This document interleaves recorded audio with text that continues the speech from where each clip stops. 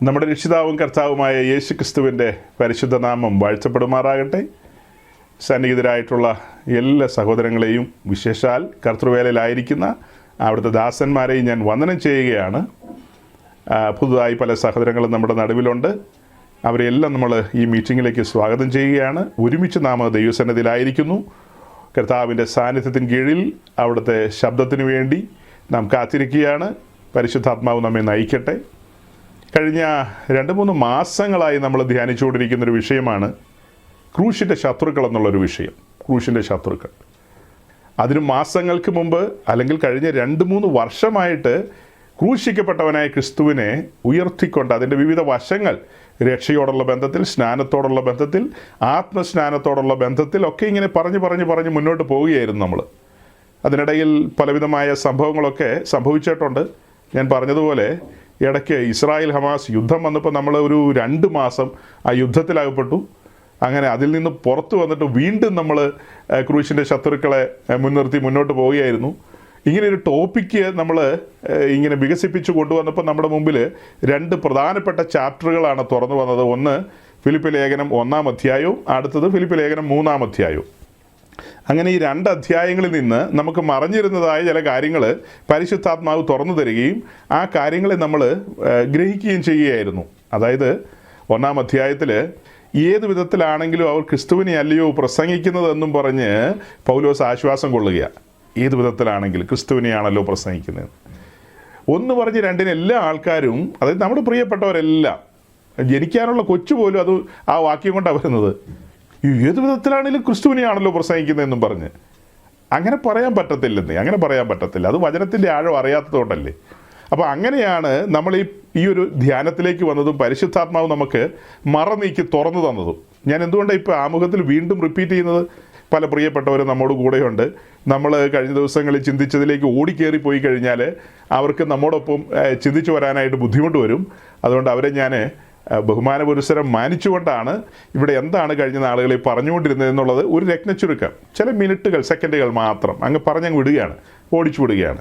അപ്പോൾ 1-ാം അധ്യായത്തിൽ പറയുന്ന ആരെക്കുറിച്ചാണ്, എന്തിനെക്കുറിച്ചാണ് എന്നുള്ളതൊക്കെ നമ്മൾ പറഞ്ഞിരുന്നു. കർത്താവിൻ്റെ അഭിഷിക്തന്മാരെക്കുറിച്ച് തന്നെയാണ്. തർക്കമില്ല, ഒരു തർക്കവുമില്ല, യാതൊരു തർക്കവുമില്ല. അവരിൽ ചിലർ, അവിടെ 2 കൂട്ടരുണ്ട്. ചിലർ ഉത്സാഹത്തിലാണ്, ചിലർ അസൂയയും പിണക്ക നിമിത്തമാണ്. ഈ ദൈവത്തിൻ്റെ അഭിഷിക്തന്മാരിൽ തന്നെ 2 ഗ്രൂപ്പ് ഈ 1-ാം അധ്യായത്തിലുണ്ട്. 15 മുതൽ 18 വരെയുള്ള വാക്യത്തിൽ അവരിൽ 2 കൂട്ടരും പറഞ്ഞല്ലോ ഞാൻ, ഇങ്ങനെയൊക്കെയാണ് പെരുമാറുന്നത്. ഏത് വിധത്തിലാണെങ്കിലും വേണ്ടില്ലെന്നാണ് പൗലോസ് പറയുന്നത്. അവർ ക്രിസ്തുവിനെ പ്രസംഗിക്കുന്നുണ്ടല്ലോ എന്ന്. എന്നാൽ 3-ാം അധ്യായത്തിലേക്ക് വരുമ്പോൾ നമ്മൾ അതിഭീകരമായ കാഴ്ചകളാണ് കാണുന്നത്. അത് നമ്മുടെ മലയാളി പെന്തിക്കോസ് കാണുന്നില്ല, നമ്മുടെ ഉപദേശിമാരും കാണുന്നില്ല. അവർ കാണാതെയാണ്, കണ്ണടച്ച് പിടിച്ചുകൊണ്ടാണ് പറയുന്നത്. ഏത് ലൂസിഫർ എന്നാ പറഞ്ഞാലും അവർ പറയും യേശുവിനെ അല്ലേ പ്രസംഗിച്ച്, കണ്ണടച്ചേക്കാന്ന്. അങ്ങനെ കണ്ണടയ്ക്കാൻ പറ്റില്ലെന്നുള്ളതാണ് നമ്മൾ കണ്ടെത്തിയത്. 3-ാം അധ്യായം 18 മുതൽ താഴേക്ക്, അതായത് 18-ഉം 19-ഉം 2 വാക്യം, അവിടെ നമ്മൾ കാണുന്നത് എന്താ കാണുന്നത്? ചിലർ ക്രൂശിൻ്റെ ശത്രുക്കളായി നടക്കുന്നു. അവരെക്കുറിച്ച് പൗലോസ് കരഞ്ഞുകൊണ്ട് സംസാരിക്കുന്നു. അല്ലെ, നമുക്ക് ആ വാക്യം വായിച്ചേക്കാം. ഫിലിപ്പി ലേഖനം 3-ാം അധ്യായം 18-ഉം 19-ഉം. 17-ാം വാക്യം തുടങ്ങുന്നത് നമുക്കറിയാമല്ലോ. സഹോദരന്മാരെ, നിങ്ങളെല്ലാവരും എന്നെ അനുകരിപ്പിൻ, ഞങ്ങൾ നിങ്ങൾക്ക് കാണിച്ച മാതൃക പ്രകാരം നടക്കുന്നവരെ കുറിക്കൊള്ളുവിൻ. ധാരാളം വിശദീകരിച്ചിട്ടുള്ളതാണ്. ഇനി അതുകൊണ്ട് അധികം പറയുന്നില്ല. ഇവിടെ ഒരു മാതൃക വെളിപ്പെടുന്നുണ്ട്, ഒരു പാറ്റേൺ വെളിപ്പെടുന്നുണ്ട്. ആ പാറ്റേൺ നമുക്കറിയാം. പർവ്വതത്തിലെ മാതൃക പ്രകാരം നടക്കുന്നവരെയാണ് പൗലോസ് അവിടെ വരച്ചു കാണിക്കുന്നത്. അങ്ങനെ ഒരു കൂട്ടത്തെയാണ് കാണിക്കുന്നത്. അതിന് വിരുദ്ധമായി നടക്കുന്നവരെയാണ് 18-ാം വാക്യത്തിലേക്ക് വരുമ്പോൾ നമ്മൾ കാണുന്നത്. അതായത് പൗലോസ് അവരോട് പറയാണ്, ഞാൻ പലപ്പോഴും നിങ്ങളോട് പറഞ്ഞതുപോലെ അനേകർ. ഇവിടെ പറയാൻ പോകുന്നത് അനേകരെ കുറിച്ചാണ്. അവർ ക്രിസ്തുവിൻ്റെ ക്രൂശിന് ശത്രുക്കളായി നടക്കുന്നു എന്ന് ഇപ്പോൾ കരഞ്ഞുകൊണ്ട് പറയുന്നു. അനേകർ ക്രിസ്തുവിൻ്റെ ക്രൂശിന് ശത്രുക്കളായി നടക്കുന്നു എന്ന് ഇപ്പോൾ കരഞ്ഞുകൊണ്ട് പറയുകയാണ്. അത് കഴിഞ്ഞിട്ട് അവരുടെ അവസാനം നാശം, അവരുടെ ദൈവം വയറ്, ലജ്ജയായതിൽ അവർക്ക് മാനം തോന്നുന്നു, അവർ ഭൂമിയിലുള്ളത് ചിന്തിക്കുന്നു. നോക്കണം, ഈ പറയപ്പെട്ട ആളുകൾ ക്രൂശിൻ്റെ ശത്രുക്കൾ, അവർ ഭൂമിയിലുള്ള കാര്യങ്ങളാണ് ചിന്തിക്കുന്നത്. ചിന്തിച്ച് കൂട്ടുകയാണ്. അയ്യോ, ചിന്തിച്ചു കൂട്ടി അതിന് ധ്യാനം എന്നൊക്കെ പറയാൻ വേണമെങ്കിൽ ആ ധ്യാനത്തിൽ മുഴുവൻ എന്താ ചിന്തിച്ചു കൂട്ടുന്നത്? ഭൂമിയിലുള്ള കാര്യങ്ങൾ.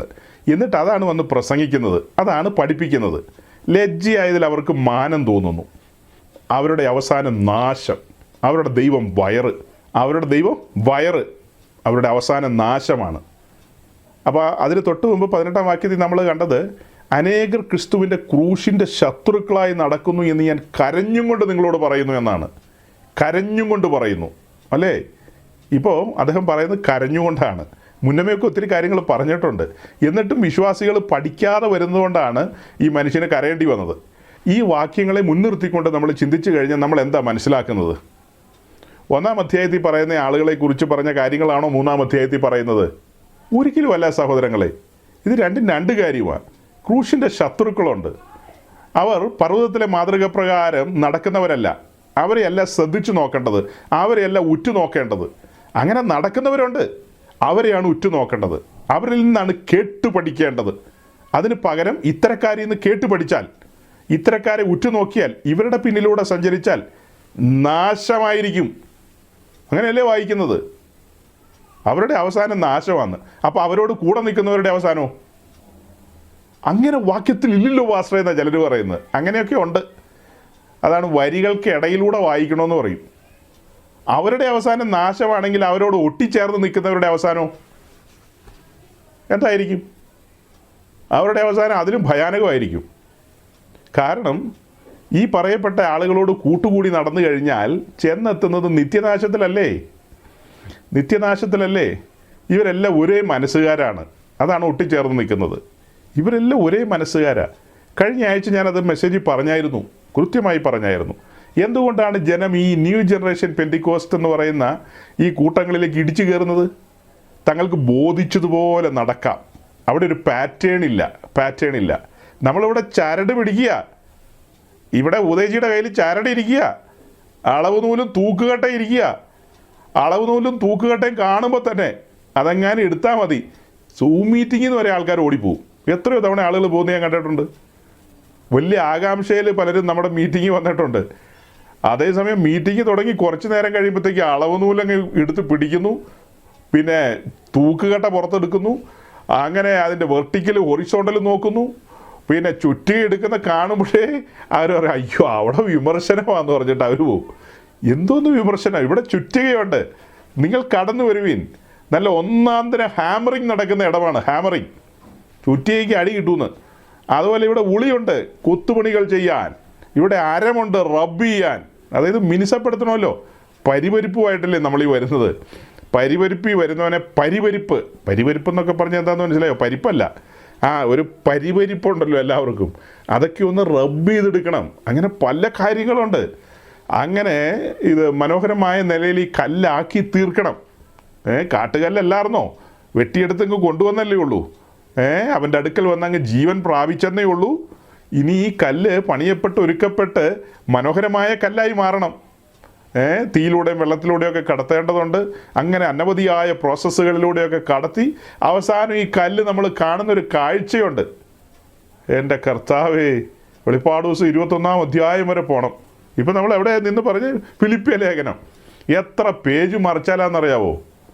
1-2 പേജൊന്നും മറിച്ചാൽ പോരാ, മറിക്കണം. അങ്ങോട്ട് ചുമ്മാ മറിക്കണം, മറിച്ച് അതുപോലെ നമ്മയിട്ടും മറിക്കും. അങ്ങോട്ട് മറിക്കും, ഇങ്ങോട്ട് മറിക്കും, പിന്നെയും മറിക്കും, തന്നെയും മറിക്കും, അങ്ങോട്ട് മറിക്കും, ഇങ്ങോട്ട്. അതെന്തിനാ അതിന് മാത്രം മറിക്കുന്നത്? ഞാൻ പെന്തിക്കോസി വന്നപ്പോൾ എന്നെ അങ്ങനെ മറിക്കാൻ കൊള്ളാമോ എന്നൊക്കെ ചോദിച്ചാൽ, അങ്ങനെയുള്ളൊരു വന്നാൽ മതി. അതാണ് പോളിസി. കർത്താവ് അങ്ങനെയല്ലേ പറയുന്നത്? നിങ്ങൾക്ക് പോകണമെങ്കിൽ പോകാമെന്നാണ് പറയുന്നത്. തൻ്റെ ദിവ്യമായ പ്ലാനുകൾ എന്താണെന്ന് പഠിക്കണം ആദ്യം. ഒരു കൂട്ടത്തെ തനിക്ക് വേണ്ടി തയ്യാറാക്കുക എന്നുള്ളതാണ് ഈ ക്രൂശീകരണ നിമിത്തം താൻ ആഗ്രഹിക്കുന്നത്. അല്ലാതെ കുറച്ച് ആൾക്കാരെയൊക്കെ രക്ഷിച്ച് സ്വർഗത്തിൽ കൊണ്ടുപോകുക എന്നുള്ളത് മാത്രമല്ല. അതൊക്കെ നമുക്ക് അങ്ങനെ തോന്നും. പക്ഷേ ക്രിസ്തുവിൻ്റെ ഈ ഭൂമിയിലെ വരവിനോടുള്ള ബന്ധത്തിൽ ഗൗരവമായ വിഷയം ചോദിച്ചാൽ പലരും പറയും പാപികളെ രക്ഷിക്കാനാണ്. അതൊരു ജനറൽ സ്റ്റേറ്റ്മെൻറ്റാണ്. പക്ഷെ അതിൻ്റെ കോർ, അതിൻ്റെ ആത്യന്തികമായ കാര്യം എന്താണെന്ന് ചോദിച്ചാൽ മെജോറിറ്റിക്കും അറിയില്ല. അതായത് തൻ്റെ ഇമേജിലുള്ള, തൻ്റെ പ്രതിമ ധരിച്ച, അതായത് നമ്മൾ വെളിപ്പാട് ദിവസം 1-ാം അധ്യായത്തിൽ കാണുന്ന കാഴ്ച എന്താ? അതിഭയാനകമായൊരു കാഴ്ചയാണ്. അതേസമയം മനോഹരമായൊരു കാഴ്ചയാണത്. ഞാനതിൻ്റെ കാഴ്ചയുടെ ഒരു ഭയങ്കരത്വ നിമിത്തമാണ് അതിഭയാനകം എന്ന് പറഞ്ഞത്. അത് ഭയാനകമല്ലല്ലോ, അത് അതിമനോഹരമായൊരു കാഴ്ചയല്ലേ, തേജസ്സേറിയൊരു കാഴ്ചയല്ലേ. ആ കാഴ്ച എന്താ? തേജസ്കരിക്കപ്പെട്ട ക്രിസ്തുവിനെയാണ് കാണുന്നത്. ശരിക്കും ആ കാണുന്ന കാഴ്ച തേജസ്കരിക്കപ്പെട്ട ക്രിസ്തുവിനെയാണോ കാണുന്നത്? സൂക്ഷിച്ചു നോക്കണം. ഇതിനകത്ത് വർഷങ്ങളായിട്ട് കേട്ടുകൊണ്ടിരിക്കുന്നവർക്കറിയാം ആ കാണുന്ന രൂപം. നമ്മൾ പുറമെ എവിടെയെങ്കിലുമൊക്കെ പോയി ചോദിച്ചാൽ എല്ലാവരും പറയും യേശു ക്രിസ്തുവിനെയാണ് കാണുന്നതെന്ന് പറയും, യോഹന്നാൻ കണ്ട ആ കാഴ്ച. പക്ഷെ നമ്മുടെ സഹോദരങ്ങൾക്കറിയാം അത് അങ്ങനെയൊന്നും അല്ല പറയേണ്ടതെന്ന്. എങ്ങനെയാണ് പറയേണ്ടത്? ആ കാണുന്ന തേജോമയ രൂപത്തിൻ്റെ ശിരസ് ക്രിസ്തുവാണ്. ആ ശരീരത്തിലേക്ക് നോക്കുമ്പോൾ കാണുന്ന ആരെയാ? പണിതീർക്കപ്പെട്ട സഭയാണ് കാണുന്നത്. ആ ക്രിസ്തു സഭയും പറ്റിച്ചേർന്ന് ഒന്നായി തീർന്നിരിക്കുന്ന കാഴ്ചയാണ്. കുരുന്തലേഖനത്തിൽ പറയുന്ന പോലെ കർത്താവിനോട് പറ്റിച്ചേരുന്നവൻ അവനുമായി ഏകാത്മാവാകുന്നു. പിന്നെ അവൻ അപ്പനെയും അമ്മയും വിട്ട് ഭാര്യയോട് പറ്റിച്ചേരും. അവൾ സ്വജനത്തെയും പിതൃഭവനത്തെയും ഒക്കെ മറന്നിങ്ങ് വരികയല്ലേ. അവളെല്ലാം മറന്നിങ്ങ് വരികയാണ്. സമർപ്പിതയാണ്. അവൾ ആഴിയെന്നോർത്തില്ല, ആഴമാരാഞ്ഞില്ലെന്നൊക്കെ പാട്ട് പാടിക്കൊണ്ട് കിടക്കുകയല്ലേ. അല്ലേ? ഈ ശിരസും ഈ ശരീരവും പറയുമ്പോൾ ആ ശരീരത്തിൻ്റെ ഭാഗമായ സഭ, അവളുടെ പാട്ടെന്താ? ആഴിയെന്നോർത്തില്ല, ആഴമാരാഞ്ഞില്ല, ഇറങ്ങി ഞാൻ പ്രിയനേ സമുദ്രത്തിൻ നടുവിൽ. ഇറങ്ങി വരികയാണെന്ന്, ഇടംബലം നോക്കാതെ ഇറങ്ങി വരികയാണ്. അങ്ങനെ ഇറങ്ങി വന്നവളാണ് ഞാൻ പറഞ്ഞ പോലെയുള്ള ഉളിയും ചുറ്റുകയും അതൊക്കെ കണ്ട് പേടിച്ചൊന്നും പോകില്ല അവർ. ഈ ഉളിയും ചുറ്റിയൊക്കെ കണ്ട കാര്യം വെച്ചിട്ട് അവർ ഈ പാട്ട് പാടിയത്. ഇറങ്ങി ഞാൻ പ്രിയനേ സമുദ്രത്തിൻ നടുവിൽ, നിൻ വിളി കേട്ടു പിൻവരുവാൻ. നമുക്കിവിടെ നല്ല പാട്ടുകാരൊക്കെ ഇരിപ്പുണ്ട്. പക്ഷെ പറഞ്ഞിട്ട് കാര്യമില്ല, സമയമില്ലാത്തതുകൊണ്ട് അവസരം തരില്ല. സമയക്കുറവാണ്. സമയമൊക്കെ നീണ്ടുപോയി എല്ലാവരും കോപിക്കും. അതുകൊണ്ട് ഞാൻ സമയത്ത് തന്നെ നിർത്താനായിട്ട് പരിശ്രമിക്കും. ഞാൻ എപ്പോഴും സമയം കീപ്പ് ചെയ്യുന്ന ആളാണെന്നുള്ളത് നിങ്ങൾക്കെല്ലാം അറിയുകയും ചെയ്യാം. വെളിപ്പാട് ദിവസം 1-ാം അധ്യായത്തിൽ കണ്ട തേജോമയ രൂപം, ശിരസ് മണവാളനായ ക്രിസ്തുവും, ആ ശരീരം പിന്നെ തൻ്റെ സഭയും. അപ്പോൾ അങ്ങനെ ഒരു പരുവത്തിലേക്ക് വരണമെങ്കിൽ അനേക പണികളുണ്ട് സഹോദരങ്ങളെ. ആ ഒരു രീതിയിലേക്ക് കൊണ്ടുവരണം. അപ്പോൾ അതാണ് നമ്മളിവിടെ കഴിഞ്ഞ നാളുകളിൽ ചെയ്തുകൊണ്ടിരിക്കുന്ന, അല്ലെ ഇതിലേക്കൊരു ആഹ്വാനമാണ് എല്ലാവരെയും നമ്മൾ നടത്തിക്കൊണ്ടിരിക്കുന്നത്. അപ്പോൾ മനസ്സിലാക്കേണ്ടത് അതിന് വിരുദ്ധമായതെല്ലാം ക്രൂശിൻ്റെ ശത്രുക്കളാണ്. അങ്ങനെ അടച്ചു പറയാൻ പറ്റുമെന്ന് ചോദിച്ചാൽ അതാണ് തുടർന്ന് പറയാൻ പോകുന്നത്. അടച്ചങ്ങ് പറഞ്ഞു കളയും. ഇതാണ് പർവ്വതത്തിലെ മാതൃക. അതായത് ക്രിസ്തു വന്നത് ഞാൻ പറഞ്ഞല്ലോ, തൻ്റെ ആ സ്വരൂപത്തോട് അനുരൂപരാക്കുവാനായിട്ട് ഒരു കൂട്ടത്തെ തിരഞ്ഞെടുക്കാനാണ്. 2 പ്രധാനപ്പെട്ട വാക്കുകളുണ്ട്. വിളിക്കപ്പെട്ടവർ അനേകർ, തിരഞ്ഞെടുക്കപ്പെട്ടവർ ചുരുക്കം. നമ്മൾ അത് സന്ദർഭത്തിന് വിരുദ്ധമായാണ് എല്ലാവരും പറയാറ്. അനേകരെ വിളിച്ചെങ്കിലും കുറച്ച് പേരെ തിരഞ്ഞെടുത്തെന്നാണ് പലരും അത് പ്രസംഗിക്കുന്നത് ഞാൻ കേട്ടിട്ടുള്ളത്. മെജോറിറ്റി അങ്ങനെ പ്രസംഗിക്കുന്ന കേട്ടിരിക്കുന്നത്. പക്ഷെ നമ്മളതിനൊരു തിരുത്ത് വരുത്തിയിട്ടുണ്ട്. എന്താ തിരുത്ത്? വിളിക്കപ്പെട്ടവർ അനേകർ. ഈ ഭൂമിയിൽ ജനിക്കപ്പെട്ട സകല മനുഷ്യരെയും ദൈവം വിളിക്കുന്നു. തൻ്റെ കാഹളം മുഴങ്ങുന്നുണ്ട് പല നിലകളിൽ. തൻ്റെ അഭിഷിക്തന്മാരിലൂടെ, പ്രകൃതിയിലൂടെ, അങ്ങനെ പല നിലകളിൽ തൻ്റെ കാഹളം മുഴങ്ങുന്നുണ്ട്. ജീവനുള്ള ദൈവത്തിൻ്റെ ആകർഷണം, തൻ്റെ ആ വിളി, അത് പല രീതിയിലാണ്. പക്ഷെ അതിനോട് എല്ലാവരും പ്രതികരിക്കുന്നില്ല. പലരും വികർഷിക്കുകയാണ് ചെയ്യാറ്. ആകർഷിക്കപ്പെടുകയല്ല, വികർഷിക്കപ്പെടുകയാണ്. ആ വിളി കേട്ട അനേകർ ദൈവരാജ്യത്തിലേക്ക് കടന്നു വരുന്നുണ്ട്. വിളി കേൾക്കുന്നവരിൽ അനേകർ ദൈവരാജ്യത്തിലേക്ക് വരുന്നുണ്ട്. അതൊരു വാസ്തവമായ കാര്യമാണ്. അങ്ങനെ ദൈവരാജ്യത്തിലേക്ക് വന്നവരെ പിന്നീട് പണതൊരുക്കുകയാണ്. അപ്പോൾ അതിന് നമ്മൾ മുന്നമേ പറഞ്ഞൊരു മെസ്സേജിലെ 2 പ്രധാനപ്പെട്ട വാക്കുകൾ ഓർക്കണം കേട്ടോ. വാക്കുകൾ ഓർക്കണം. പഴയ പ്രസംഗത്തിലാണ് അത് 2 കൊല്ലം മുമ്പെങ്ങാണ്ട പറഞ്ഞെന്ന് എനിക്ക് തോന്നുന്നത്. അതായത് നമ്മെ ഈ വിളിക്കുക എന്ന് പറയുന്നതുമായി ബന്ധപ്പെട്ട വാക്കുകൾ മലയാളത്തിലും ഇംഗ്ലീഷിലും ഉണ്ടല്ലോ. വിളിക്കപ്പെടുക, അതായത് കർത്താവ് നമ്മെ വിളിക്കുന്നതുമായി ബന്ധപ്പെട്ട് എഴുതിയിരിക്കുന്ന കുറേ വാക്യങ്ങളുണ്ട്. അതായത് കുറച്ച് വാക്യങ്ങളിൽ ഈ വിളിക്കുക എന്നുള്ളതിന് ഉപയോഗിക്കുന്ന ആ ഗ്രീക്ക് പദമുണ്ട്. അതിൽ ആദ്യത്തെ വിളിക്ക് ഉപയോഗിക്കുന്നത് ക്ലേസിസ് എന്ന് പറയുന്നൊരു വാക്കാണ്. ക്ലേസിസ്. രണ്ടാമത് നമ്മൾ കാണുന്നത്, അത് 2 വാക്യങ്ങളാണ് പ്രധാനപ്പെട്ടുള്ളത്. അതിന് നമ്മൾ കാണുന്നത് കെലിയു എന്നുള്ളൊരു പദമാണ്. കെലിയു. അങ്ങനെ 2 പദങ്ങളാണ് വിളിയും തിരഞ്ഞെടുപ്പ് എന്നുള്ളതിന് ഉപയോഗിക്കുന്നത്. വിളിക്കപ്പെടുക എന്നുള്ളതിന് ഉപയോഗിക്കുന്നത്. അപ്പം നമ്മളെന്താ പറഞ്ഞു വന്നത്? ദൈവരാജ്യത്തിൽ അനേകർ കടന്നു വരുന്നു, വിളി കേട്ട് കടന്നു വരുന്നു. വന്നവരെല്ലാം വിളി കേട്ട് വന്നതാണ്. അല്ല, അപ്പം ഇതിനകത്ത് ഈ സമ്മിശ്ര ജാതികളും, അതായത് മിക്സ് മൾട്ടിറ്റ്യൂഡ് ഇല്ലെന്ന് ചോദിച്ചാൽ അതുണ്ട്, അത് വേറെ. അതല്ലാതെ വാസ്തവമായി വിളി കേട്ട് വന്നവരുണ്ടല്ലോ. ഞാൻ സമ്മിശ്ര ജാതികളൊന്നും പറയുന്നില്ല, അതുണ്ട്, അത് ധാരാളമാണ്. അപ്പോൾ ഈ പറയപ്പെട്ട നിലയിൽ വിളി കേട്ട് വന്നവരുണ്ട്. ആ കേട്ട് വന്നവരെയാണ് പറഞ്ഞതുപോലെ ഒരുക്കത്തിലേക്ക് നയിക്കുന്നത്. ഒരുക്കത്തിലേക്ക് പരിശുദ്ധാത്മാവരെ ഒരുക്കിക്കൊണ്ടിരിക്കുകയാണ്, പണിതുകൊണ്ടിരിക്കുകയാണ്, സജ്ജമാക്കിക്കൊണ്ടിരിക്കുകയാണ്. അപ്പോൾ ആ പണിയെല്ലാം പൂർത്തീകരിച്ച് കഴിയുമ്പോൾ അവരെ വിളിക്കുന്നൊരു വിളിയുണ്ട്. അത് സിംഹാസനത്തിലിരുന്നാണ് ആ വിളിക്കുന്നത്. ആദ്യത്തെ വിളി നമ്മൾ പറഞ്ഞു ജനറൽ കോളിംഗ് ആണ്, ദൈവരാജ്യത്തിലേക്കുള്ള വിളി. അതൊരു ഇൻവിറ്റേഷൻ മാത്രമാണ്, ഒരു ഇൻവിറ്റേഷൻ. അത് കഴിഞ്ഞ് നമ്മുടെ സർനെയും കൂട്ടി ഒരു വിളി വിളിക്കും. ആ വിളിക്കാണ് കെലിയു എന്ന് പറയുന്നത്. അതാണ് സിംഹാസനത്തിലേക്ക് വിളിക്കുന്നത്. അതാണ് തെരഞ്ഞെടുപ്പ് എന്ന് പറയുന്നത്. ദൈവരാജ്യത്തിൽ വന്നവർ, പണിയപ്പെട്ട ഒരുക്കപ്പെട്ടവരിൽ നിന്നാണ് തെരഞ്ഞെടുപ്പിലേക്ക് കൊണ്ടുപോകുന്നത്, തെരഞ്ഞെടുപ്പിലേക്ക്. അപ്പോൾ വിളിക്കപ്പെട്ടവർ ദൈവരാജ്യത്തിൽ വരുന്നു. ദൈവരാജ്യത്തിൽ വരുന്നത് എന്തിനാ? കുറേ സഭായോഗം കൂടിയും കുറച്ച് മാസയോഗം കൂടിയും പിന്നെ ഒത്താൽ വർഷത്തിലൊരു തീർത്ഥാടനം. എങ്ങോട്ടാ? കുമ്പനാടോ മുളക്കുഴയ്ക്കോ പൊന്നലൂരിനോ അങ്ങനെ എങ്ങോട്ടൊക്കെയോ തീർത്ഥാടനങ്ങളുണ്ടല്ലോ. അങ്ങനത്തെ കുറേ തീർത്ഥാടനമൊക്കെ നടത്തി കഴിഞ്ഞാൽ സിംഹാസനത്തിൽ കയറാമെന്ന് ഒരു വാക്യം പോലും എൻ്റെ കയ്യിലില്ല. നമ്മുടെ വത്സം പാസ്റ്ററുടെ ബൈബിളിൽ അങ്ങനെ എന്തോ വാക്യമുണ്ട്. എൻ്റെ പുസ്തകത്തിൽ അങ്ങനത്തെ വാക്യങ്ങളൊന്നുമില്ല. എൻ്റെ പുസ്തകത്തിലുള്ള വാക്യങ്ങളെന്ന് പറഞ്ഞാൽ ഈ പറഞ്ഞ രീതിയിൽ നിശ്ചയമായും പണിയപ്പെട്ട് ഒരുക്കപ്പെട്ട്, അതായത് അവർ സമർപ്പിതരായിരിക്കണമല്ലോ. അല്ലാതെ എങ്ങനെ പണിയാൻ പറ്റും? ഉളിയും ചുറ്റിയൊക്കെ എടുക്കുമ്പോഴത്തേക്ക് അവർ വിറയ്ക്കും, അല്ലെങ്കിൽ അവർ ഭയപ്പെടും. അവരുടനെ പ്രഖ്യാപിക്കും 21 ദിവസം ഉപവാസം. 21 ദിവസം ഉപവാസം പ്രഖ്യാപിക്കും. കുറേ പുള്ളികളെ അവിടെ നിന്ന് നോക്കി, കുറേ പേരുടെ ഫോൺ നമ്പറുണ്ട് കയ്യിൽ, കുറേ പേരുടെ ഫോൺ നമ്പറുണ്ട്, ആണുങ്ങളുടെയും പെണ്ണുങ്ങളുടെയും ഒക്കെ ഉണ്ട്. അപ്പോൾ അവരെല്ലാം വിളിച്ചു ചോദിക്കുക. അവർ പറയും ഒരു 3 ദിവസം മതി, 3 ദിവസം കൊണ്ട് പരിഹരിച്ചേക്കാമെന്ന് പറയും. അങ്ങനെ അവരിങ്ങ് വരുന്നു, അവർ കുറച്ച് കാര്യങ്ങളൊക്കെ പറയുന്നു.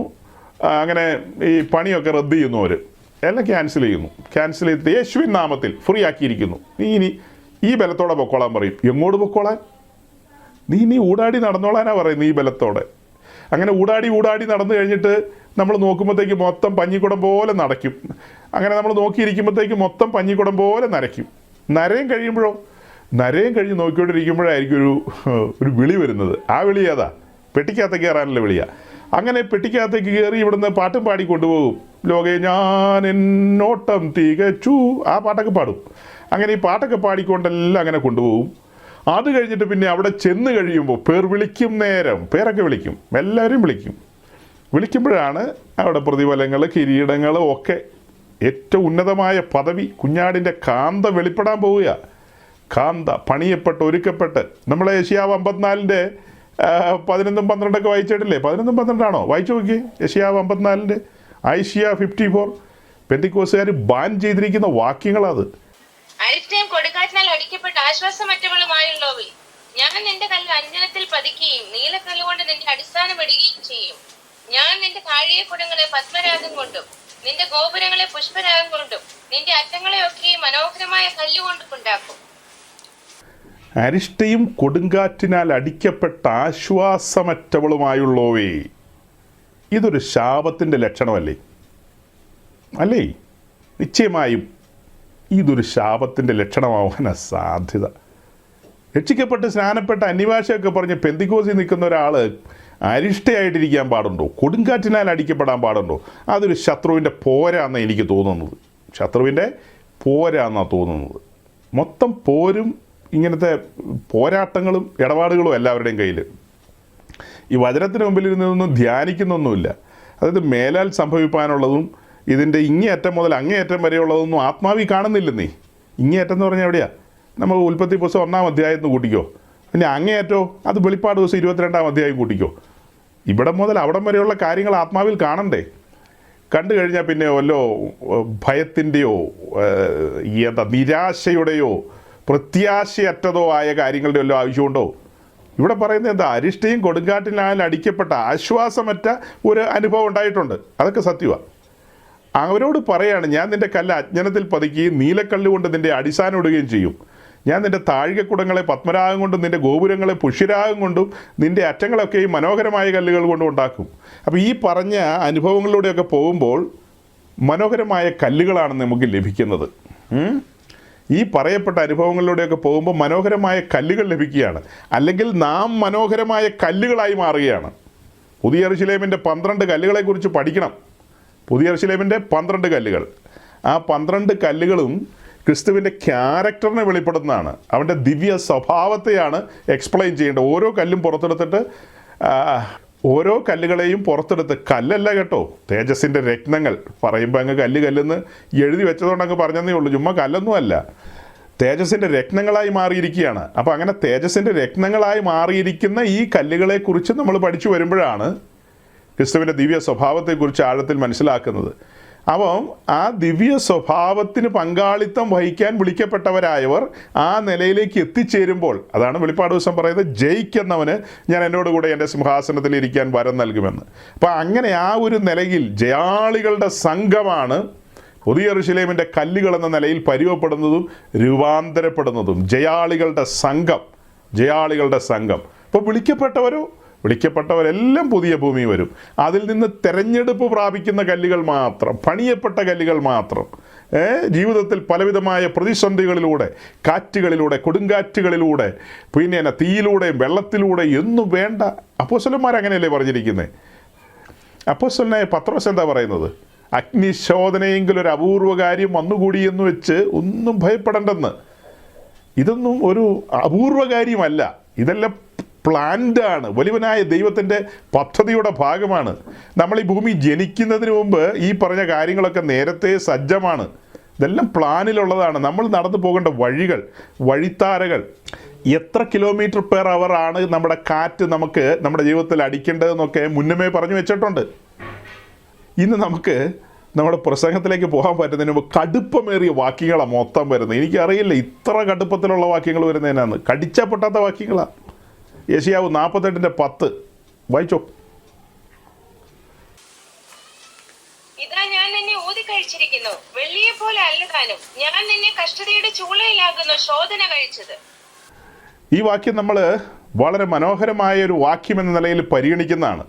നമ്മുടെ സഹോദരങ്ങളെല്ലാം അവരുടെ ബൈബിളിൽ ഇത് അണ്ടർലൈൻ ചെയ്തിട്ടുണ്ട് എന്നാണ് എൻ്റെ ഒരു ചിന്ത. ഈ വാക്യം അവർ ഹൃദയത്തിൻ്റെ കോണിൽ സൂക്ഷിക്കുന്ന വാക്യമാണ്. അത്ര ഗൗരവമായ വാക്യമാണ്, വളരെ ഗൗരവമുള്ള വാക്യമാണ്. ഇതാ ഞാൻ നിന്നെ ഊതിക്കഴിച്ചിരിക്കുന്നു, വെള്ളിയെപ്പോലെ അല്ലതാനും. ഞാൻ നിന്നെ കഷ്ടതയുടെ ചൂളയിലാകുന്നു ശോധന കഴിച്ചതെന്നും മലയാളത്തിൽ എഴുതിയിരിക്കുന്നത്. ശരിക്കും അതിൻ്റെ ഒറിജിനൽ ടെക്സ്റ്റിൽ എന്താ വരുന്നത്? ഞാൻ നിന്നെ കഷ്ടതയുടെ ചൂളയിൽ നിന്നാകുന്നു തെരഞ്ഞെടുത്തത്. അപ്പോൾ തെരഞ്ഞെടുപ്പാണ് അവിടെ വരുന്നത്, ശോധന കഴിച്ചെന്നല്ല. ഞാൻ നിന്നെ കഷ്ടതയുടെ ചൂളയിൽ നിന്നാകുന്നു തെരഞ്ഞെടുത്തത്. അപ്പോൾ ഇതാ ഞാൻ നിന്നെ ഊതിക്കഴിച്ചിരിക്കുന്നു, വെള്ളിയെപ്പോലെ അല്ലതാനും. അപ്പോൾ അവിടെ ഒരു ഒരു ഒരു ഫർണസാണ് കാണുന്നത് അല്ലേ? 10-ാം വാക്യത്തിൽ നമുക്ക് ഒരു ഫർണസ് കാണാം. അതിന് വേറൊരു മലയാളം പറഞ്ഞാൽ ഒരു ഉലയാണ് അവിടെ കാണുന്നത്, അല്ലെങ്കിൽ ഫർണസ്. ആ ഫർണസിൻ്റെ അനുഭവം ജീവിതത്തിലുണ്ടാകും എന്നുള്ളതാണ് യെശയ്യാവിന്നും മറ്റ് പുസ്തകങ്ങളൊക്കെ ഉണ്ട് നമ്മുടെ മുമ്പിൽ. പല പുസ്തകങ്ങളുണ്ട്. യോഹന്നാൻ 16 വരുമ്പോൾ നമ്മുടെ കർത്താവ് പറഞ്ഞിട്ടുണ്ട്, ഈ ലോകത്തിൽ നിങ്ങൾക്ക് കഷ്ടമുണ്ടെന്ന്. ആ വാക്കിൻ്റെ തൊട്ട് മുമ്പിലും പിൻപിലുമായിട്ട് വേറെ ചില കാര്യങ്ങൾ എഴുതിയിട്ടുണ്ട്. ഞാൻ ലോകത്തെ ജയിച്ചിരിക്കുന്നു അങ്ങനെയൊക്കെ ഉണ്ട്. പക്ഷെ നമ്മളതെല്ലാം വിട്ടിട്ട് ഒരു ദിവസം നോക്കി, ഈ ഇത്രയും ഭാഗം മാത്രം ഇങ്ങ് അടർത്തിയെടുത്തു പുറത്തേക്ക്. ലോകത്തിൽ നിങ്ങൾക്ക് കഷ്ടമുണ്ട് എന്ന് പറഞ്ഞതാരാ?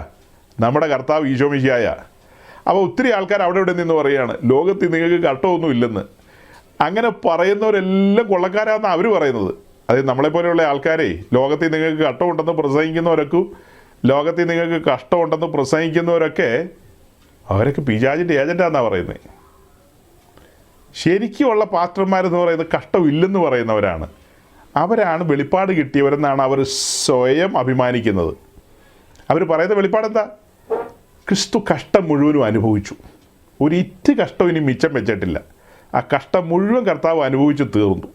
ഇനി നിങ്ങൾ കഷ്ടം അനുഭവിക്കുകയാണെങ്കിൽ അതൊരു ശാപത്തിൻ്റെ ലക്ഷണമായിരിക്കും. അതാണ് അവർ പറയുന്നത്. കഷ്ടം മുഴുവൻ ക്രിസ്തു അനുഭവിച്ചു. വേദപുസ്തകത്തിൻ്റെ ABCD അറിയാത്ത ആളുകൾ ജനത്തെ വഞ്ചിക്കുകയാണ്. ഇപ്പം എത്ര മനോഹരമായ വാക്യമാണ് കണ്ടത്. ഞാൻ നിന്നെ കഷ്ടതയുടെ ചൂളയിൽ നിന്നാകുന്നു തെരഞ്ഞെടുത്തത്. കർത്താവ് പറയുകയാണ് ഈ ലോകത്തിൽ നിങ്ങൾക്ക് കഷ്ടമുണ്ടെന്ന്. അവൻ്റെ അപ്പോസ്തലന്മാരെന്താ പറയുന്നത്? നാം അനേക കഷ്ടങ്ങളിലൂടെ ദൈവരാജ്യത്തിൽ കടക്കേണ്ടതാകുന്നു. പത്രോസും പൗലോസും ഒക്കെ അത് തന്നെയല്ലേ പറയുന്നത്? ക്രിസ്തുവിൻ്റെ കഷ്ടങ്ങൾക്ക് പങ്കുള്ളവരാകും തോറും, ക്രിസ്തുവിൻ്റെ കഷ്ടങ്ങൾക്ക് കൂട്ടാളികളാകും തോറും, അങ്ങനെ രണ്ടുപേരും പറയുന്നത്. ഏത് അപ്പോസ്തലന്മാരെ എടുത്ത് പഠിച്ചാലും അവരെല്ലാം അങ്ങനെ തന്നെയാണ് പഠിപ്പിക്കുന്നത്. നമ്മുടെ പൂർവന്മാർ, പെന്തിക്കോസിൻ്റെ പിതാക്കന്മാരൊക്കെ അത് അനുഭവിച്ചവരാണ്. അനുഭവിച്ച് തീച്ചൂള കണ്ടവരാണ്, ഫർണസ് കണ്ടവരാണ്. ആ ഫർണസിനകത്തിരുന്ന് അവർ കർത്താവിനെ രുചിച്ചറിഞ്ഞ മനുഷ്യരാണ്. അപ്പോൾ അങ്ങനെ കർത്താവിനെ രുചിച്ചറിഞ്ഞ് മുന്നോട്ട് പോയ ഒരു തലമുറയ്ക്ക് ശേഷം വന്നൊരു തലമുറയാണ് നമ്മളിന്ന് അതിനെയൊക്കെ ഡിനേ ചെയ്യുകയാണ്, നമ്മളതിനെയൊക്കെ എതിർക്കുകയാണ്. ശരിയായ വചനസത്യങ്ങളിലേക്ക് നമ്മുടെ ആളുകൾ ഈ കാലങ്ങളിൽ വരുന്നില്ല. ഇപ്പം ഞാൻ ഇരിക്കുന്നതിൻ്റെ പിന്നെ നിങ്ങൾ കാണുന്നത് എന്താ? വിശ്വാസത്യാഗികളായ പ്രസംഗകരെ കൊണ്ട് കേരളം നിറഞ്ഞെന്ന് 5-6 മാസം മുമ്പ് എങ്ങാണ്ട് നമ്മൾ അങ്ങനെ ആ ഒരു ബാക്ക്ഗ്രൗണ്ട് ഇട്ടിട്ട് നിന്ന് പ്രസംഗിച്ചതാണ്. ഇന്ന് എനിക്ക് തോന്നിയത് അങ്ങനെ തന്നെയാണ്. വിശ്വാസത്യാഗികളായ പ്രസംഗകരെ കൊണ്ട് കേരളം നിറഞ്ഞെന്നാണ്. കാരണം ഞാൻ ധ്യാനിച്ചു വെച്ചിരിക്കുന്ന കാര്യങ്ങളുണ്ട്, ആ കാര്യങ്ങളുമായിട്ട് മാച്ച് ചെയ്യുന്ന കാര്യങ്ങളാണത്. പക്ഷെ ഞാൻ ആമുഖത്തിൽ ഇങ്ങനെ പറഞ്ഞത് പുതുതായിട്ടൊക്കെ വന്നവർ ഉണ്ടല്ലോ എന്ന് ഓർത്തിട്ട്, എന്തായാലും അവരൊക്കെ ഇത്രയും പറഞ്ഞപ്പോഴത്തേക്കും സ്ഥലം കാലിയാക്കിയതുകൊണ്ട് സ്വോത്രം. ഫർണസൊക്കെ എടുത്ത് വെച്ച ആൾക്കാർ നിൽക്കുമോ? അപ്പം നമ്മളങ്ങനെ ചില സമയത്ത് ഈ നിൽക്കണോ വേണ്ടയോ എന്നൊക്കെ തീരുമാനിക്കാനൊരു അവസരം കൊടുക്കണമല്ലോ. അതുകൊണ്ട് ഫർണസൊക്കെ വയ്ക്കും, തീയും കൂട്ടും, കാറ്റും അടിപ്പിക്കും, കൊടുങ്കാറ്റും അടിപ്പിക്കും. അപ്പോൾ അങ്ങനെയൊക്കെ ചെയ്യുമ്പോൾ ദൈവരാജ്യത്തിന് കൊള്ളാകുന്നവർ മാത്രമേ നിൽക്കുള്ളൂ, അല്ലാത്തവരെല്ലാം മതിയാക്കും. ഇപ്പോൾ ഒരു പ്രോസ്പെരിറ്റി ഇല്ലാത്ത പ്രസംഗം, ഒരു ആശ്വാസം ഇല്ലാത്ത പ്രസംഗം എന്നൊക്കെയാണ് ചിന്തിക്കുന്നത്. പക്ഷെ നമ്മൾ ആത്മാവിൽ കാണുന്നത് എന്താ? നമ്മൾ നമ്മുടെ കർത്താവിനോടുകൂടെ സിംഹാസനത്തിൽ ഒരുമിച്ചിരിക്കുന്ന മഹത്തരമായൊരു കാഴ്ച കണ്ടുകൊണ്ടാണ് ഈ സംസാരം മുഴുവൻ സംസാരിക്കുന്നത്. നമ്മൾ ആത്മാവിൽ ഞരങ്ങിക്കൊണ്ടിരിക്കുകയാണ്. അതായത് ആ ദിവസത്തിന് വേണ്ടി ആ കാഹളത്തിന് വേണ്ടി കാതോർത്ത് കാത്തിരിക്കുകയാണ്. അപ്പോൾ ഈ ലോകത്തിലുള്ള ഒന്നിലും നിങ്ങൾക്ക് രസമില്ലെന്ന് ചോദിച്ചാൽ ഒരു രസമില്ല. അവൻ്റെ ന്യായപ്രമാണത്തിൽ രസിച്ചുകൊണ്ടിരിക്കുമ്പോൾ ലോകത്തിലെങ്ങനെയാണ് രസിക്കുന്നത്? ലോകകാര്യങ്ങളിൽ എങ്ങനെയാണ് രസിക്കുന്നത്? ലോകകാര്യങ്ങളിൽ രസിക്കുന്നവർക്ക് വേണ്ടി ഒത്തിരി മീറ്റിങ്ങുകൾ വേറെ നടക്കുന്നുണ്ട്. അവിടെ ആ മീറ്റിങ്ങുകളിൽ നമ്മളെ രസിപ്പിക്കും, നമ്മളെ കോരിത്തെരിപ്പിക്കും. ഇവിടെ ഒരു കോരിത്തെരിപ്പും ഉണ്ടാകില്ല. ഇവിടെ ഒരു ശുശ്രൂഷകൻ എന്ന നിലയിൽ ഈ ചുരുക്കം പേരോട് ഞാൻ പറയാണ്, നിങ്ങളെ ഈ ലോകത്ത് നിന്ന് പറിച്ചെടുക്കുക എന്നുള്ളതാണ് എൻ്റെ ഉത്തരവാദിത്വം. എൻ്റെ മേൽ പകരപ്പെട്ട അഭിഷേകത്തിൻ്റെ പ്രത്യേകത അതാണ്. നിങ്ങളെ പറിച്ചെടുക്കണം, ഈ ലോകത്തുനിന്ന് വെട്ടിയെടുക്കണം. അതിനാണ് അഭിഷേകം ചെയ്ത് നിർത്തിയിരിക്കുന്നത്. അല്ലാതെ നിങ്ങളെ രസിപ്പിക്കാനോ കോരിത്തെരിപ്പിക്കാനോ തുള്ളിപ്പിക്കാനൊന്നുമല്ല, വെട്ടിയെടുക്കണം. നമ്മൾ മുന്നമേ ചിന്തിച്ചിട്ടുള്ളതാണ്. അത് ഇവിടെയാണോ അതെയോ സൺഡേ മീറ്റിങ്ങിലാണോ? സൺഡേ മീറ്റിങ്ങിലാണ്. അതായത് മരുഭൂമിയിലൂടെ ഇസ്രായേൽ പോകുമ്പോൾ അവിടെ ധാരാളം കതിരമരങ്ങൾ നിൽപ്പുണ്ട്. മരുഭൂമിയിൽ ഒടുങ്ങിപ്പോകേണ്ട കതിരമരങ്ങൾ, എന്നേക്കുമായി അവസാനിക്കേണ്ട കതിരമരങ്ങൾ, അവിടെ അതങ്ങ് തീരേണ്ടതാണ്. മരുഭൂമി നിൽക്കുന്ന ഈ കതിരമരങ്ങൾ പിന്നത്തേതിൽ അതിൻ്റെ സമയം കഴിഞ്ഞ് ചൂടും കാറ്റും ഒക്കെ അടിച്ച് അത് ആ മരുഭൂമിയിൽ തന്നെ മറിഞ്ഞു വീണ് അവിടെ മണ്ണോട് മണ്ണ് ചേർന്ന് എന്നേക്കുമായി അവസാനിച്ചു പോകേണ്ടതാണ്. എന്നാൽ അതിൽ നിന്ന് ചില കതിരമരങ്ങൾ വെട്ടിയെടുക്കുകയാണ്. ചില കതിരമരങ്ങളെ സുവിശേഷം എന്ന കോടാലി കൊണ്ട് വെട്ടിയെടുക്കുകയാണ്. അതിൽ ചില കതിരമരങ്ങളെയാണ് വെട്ടിയെടുത്തുകൊണ്ട് വന്ന് അത്യുന്നതൻ്റെ നിവാസത്തിൻ്റെ പണിയുടെ ഭാഗമാക്കുവാൻ കൊണ്ടുവരുന്നത്. വെട്ടിയെടുക്കാതെ ഈ നിവാസത്തിൻ്റെ ഭാഗമാക്കുവാൻ പറ്റുമോ? വെട്ടിയെടുക്കണം. വെട്ടിയെടുത്തിട്ട് അങ്ങനെ തന്നെ ആ മരം കൊണ്ടുവന്ന് അതിനകത്ത് വെക്കാൻ പറ്റുമോ? പറ്റത്തില്ല. പിന്നെ എന്ത് ചെയ്യണം? അതിനെ പലകകളാക്കി മാറ്റണം. അങ്ങനെ പലകകളാക്കി മാറ്റി അതിനകത്ത് തനി തങ്കം കൊണ്ടുള്ള കവറിങ്, അതായത് അതിനെ പൊന്നുകൊണ്ട് പൊതിയണം. എന്നിട്ടാണ് അത്യുന്നതൻ്റെ സന്നിധിയിൽ കൊണ്ടുവന്ന് നിർത്തുന്നത്. അതുപോലെ തന്നെ നമ്മൾ ഇപ്പോൾ പറഞ്ഞു വന്നത് പഴയ നിയമത്തിലെ ഒരു സംഭവമാണ്. സമാഗമന കൂടാരം എന്ന വിഷയത്തിൽ അതിൻ്റെ അകത്തെ പലകകളുടെ കാര്യമാണ് പറഞ്ഞത്. ഇനി അതിൻ്റെ ചുറ്റും 60 തൂണുകൾ നിൽപ്പുണ്ട്. ആ തൂണുകൾ നമ്മെ തന്നെയാണ് കാണിക്കുന്നത്, വീണ്ടെടുക്കപ്പെട്ട വിശുദ്ധന്മാരെയാണ് കാണിക്കുന്നത്. അങ്ങനെ ആ പറഞ്ഞ കൂടാരത്തിൻ്റെ ചുറ്റും 60 തൂണുകൾ നിൽപ്പുണ്ട്. ആ 60 തൂണുകളുടെ അടിയിലും താമ്രച്ചുവടുകൾ അഥവാ ബ്രോൺസ് സോക്കറ്റുകൾ, താമ്രച്ചുവടുകൾ. ഈ മരുഭൂമിയിൽ നിന്ന് വെട്ടിയെടുത്ത കതിരമരം ഇനി അത് ഈ ഭൂമിയിൽ അങ്ങനെ നേരിട്ട് വെക്കുന്നില്ല. നേരിട്ട് ഈ ഭൂമിയായിട്ട് അതിനൊരു സ്പർശനമില്ല. അതിനടിയിൽ എന്ത് വെച്ചിട്ടുണ്ട്? ബ്രോൺസ് സോക്കറ്റുകൾ, താമ്രച്ചുവടുകൾ അതിനടിയിൽ വെച്ചിട്ടുണ്ട്. താമ്രച്ചുവടുകൾ. ആ താമ്രച്ചുവടുകളിലാണ് ഈ ചുറ്റുമിരിക്കുന്ന 60 തൂണുകളും ഇരിക്കുന്നത്. 60 തൂണുകളും. ആ താമ്രം ഒത്തിരി കാര്യങ്ങളുണ്ട്. ആ താമ്രത്തെക്കുറിച്ച് പല കാര്യങ്ങളും പറയാനുണ്ട്. താമ്ര ന്യായവിധിയെ കാണിക്കുന്ന കാര്യമാണ്, ദൈവത്തിൻ്റെ കരുണയെ കാണിക്കുന്നു. ഇവിടെ ഈ സോക്കറ്റുമായി അല്ലെങ്കിൽ ഈ താമ്രച്ചുവടുമായി ബന്ധപ്പെടുത്തി നമ്മൾ പറയുമ്പോൾ അത് കാണിക്കുന്നത് നമ്മൾ ഈ ഭൂമിയിൽ അന്യരും പരദേശികളും എന്നുള്ളൊരു കാര്യമാണ്. നമ്മൾ ഈ ഭൂമിയിൽ അന്യരും പരദേശികളും എന്നുള്ള നിലയിലൊരു കാര്യമാണ്. 1 പത്രോസ് 2-ാം അധ്യായത്തിൻ്റെ 11-ാം വാക്യം, പ്രിയമുള്ളവരെ, പ്രവാസികളും പരദേശികളുമായ നിങ്ങളുടെ പ്രാണനോട്, ആത്മാവിനോടല്ല കേട്ടോ, തിരുത്തിക്കോണം, ബൈബിളിൻ്റെ സൈഡിൽ എഴുതി വെക്കുക, പ്രാണനോട് പോരാടുന്ന ജഡമോഹങ്ങളെ ജഡമോഹങ്ങളെയൊക്കെ നിങ്ങൾ വിട്ടകന്ന് പ്രവാസികളും പരദേശികളും എന്നാണ് സംബോധന ചെയ്യുന്നത്. നിങ്ങൾ ഭൂതലത്തിൽ എവിടെ ആയിക്കൊള്ളട്ടെ, അമേരിക്കൻ പ്രസിഡൻറ്റിൻ്റെ പ്രൈവറ്റ് സെക്രട്ടറി ആയിക്കോട്ടെ, ഒരു തടസ്സമില്ല, ഒരു കുഴപ്പമില്ല, അതൊക്കെ നല്ല കാര്യമാണ്. എവിടെയായിരുന്നാലും കൊള്ളാം, നിങ്ങൾ ഈ ഭൂമിയിൽ അന്യരും പരദേശികളുമാണ്, നിങ്ങൾ കേവലം യാത്രക്കാരാണ്. അതാണ് ഈ താമ്രച്ചൂട് വിളിച്ചു പറയുന്നത്. ചുറ്റും ഇരിക്കുന്ന 60 തൂണിൻ്റെ അടിയിലിരിക്കുന്ന താമ്രച്ചൂട് വിളിച്ചു പറയുന്നത് എന്താ? നാം ഈ ഭൂമിയിൽ അന്യരും പരദേശികളും എന്നുള്ളതാണ് അത് വിളിച്ചു പറയുന്നത്. അന്യരും പരദേശികളുമെന്ന്. അപ്പോൾ അന്യരും പരദേശികളും എന്ന നിലയിൽ സഞ്ചരിക്കുന്ന നമ്മൾ അങ്ങനെയാണോ എന്നുള്ളത് ചിന്തിക്കണം. അപ്പോൾ ശുശ്രൂഷകരായ ഞങ്ങളുടെ ഉത്തരവാദിത്വം നിങ്ങളെ ഈ ഭൂമിയിൽ ഈ ഒരു നിലയിലേക്ക് ആക്കി തീർക്കണം, യാത്രക്കാരാക്കി തീർക്കണം.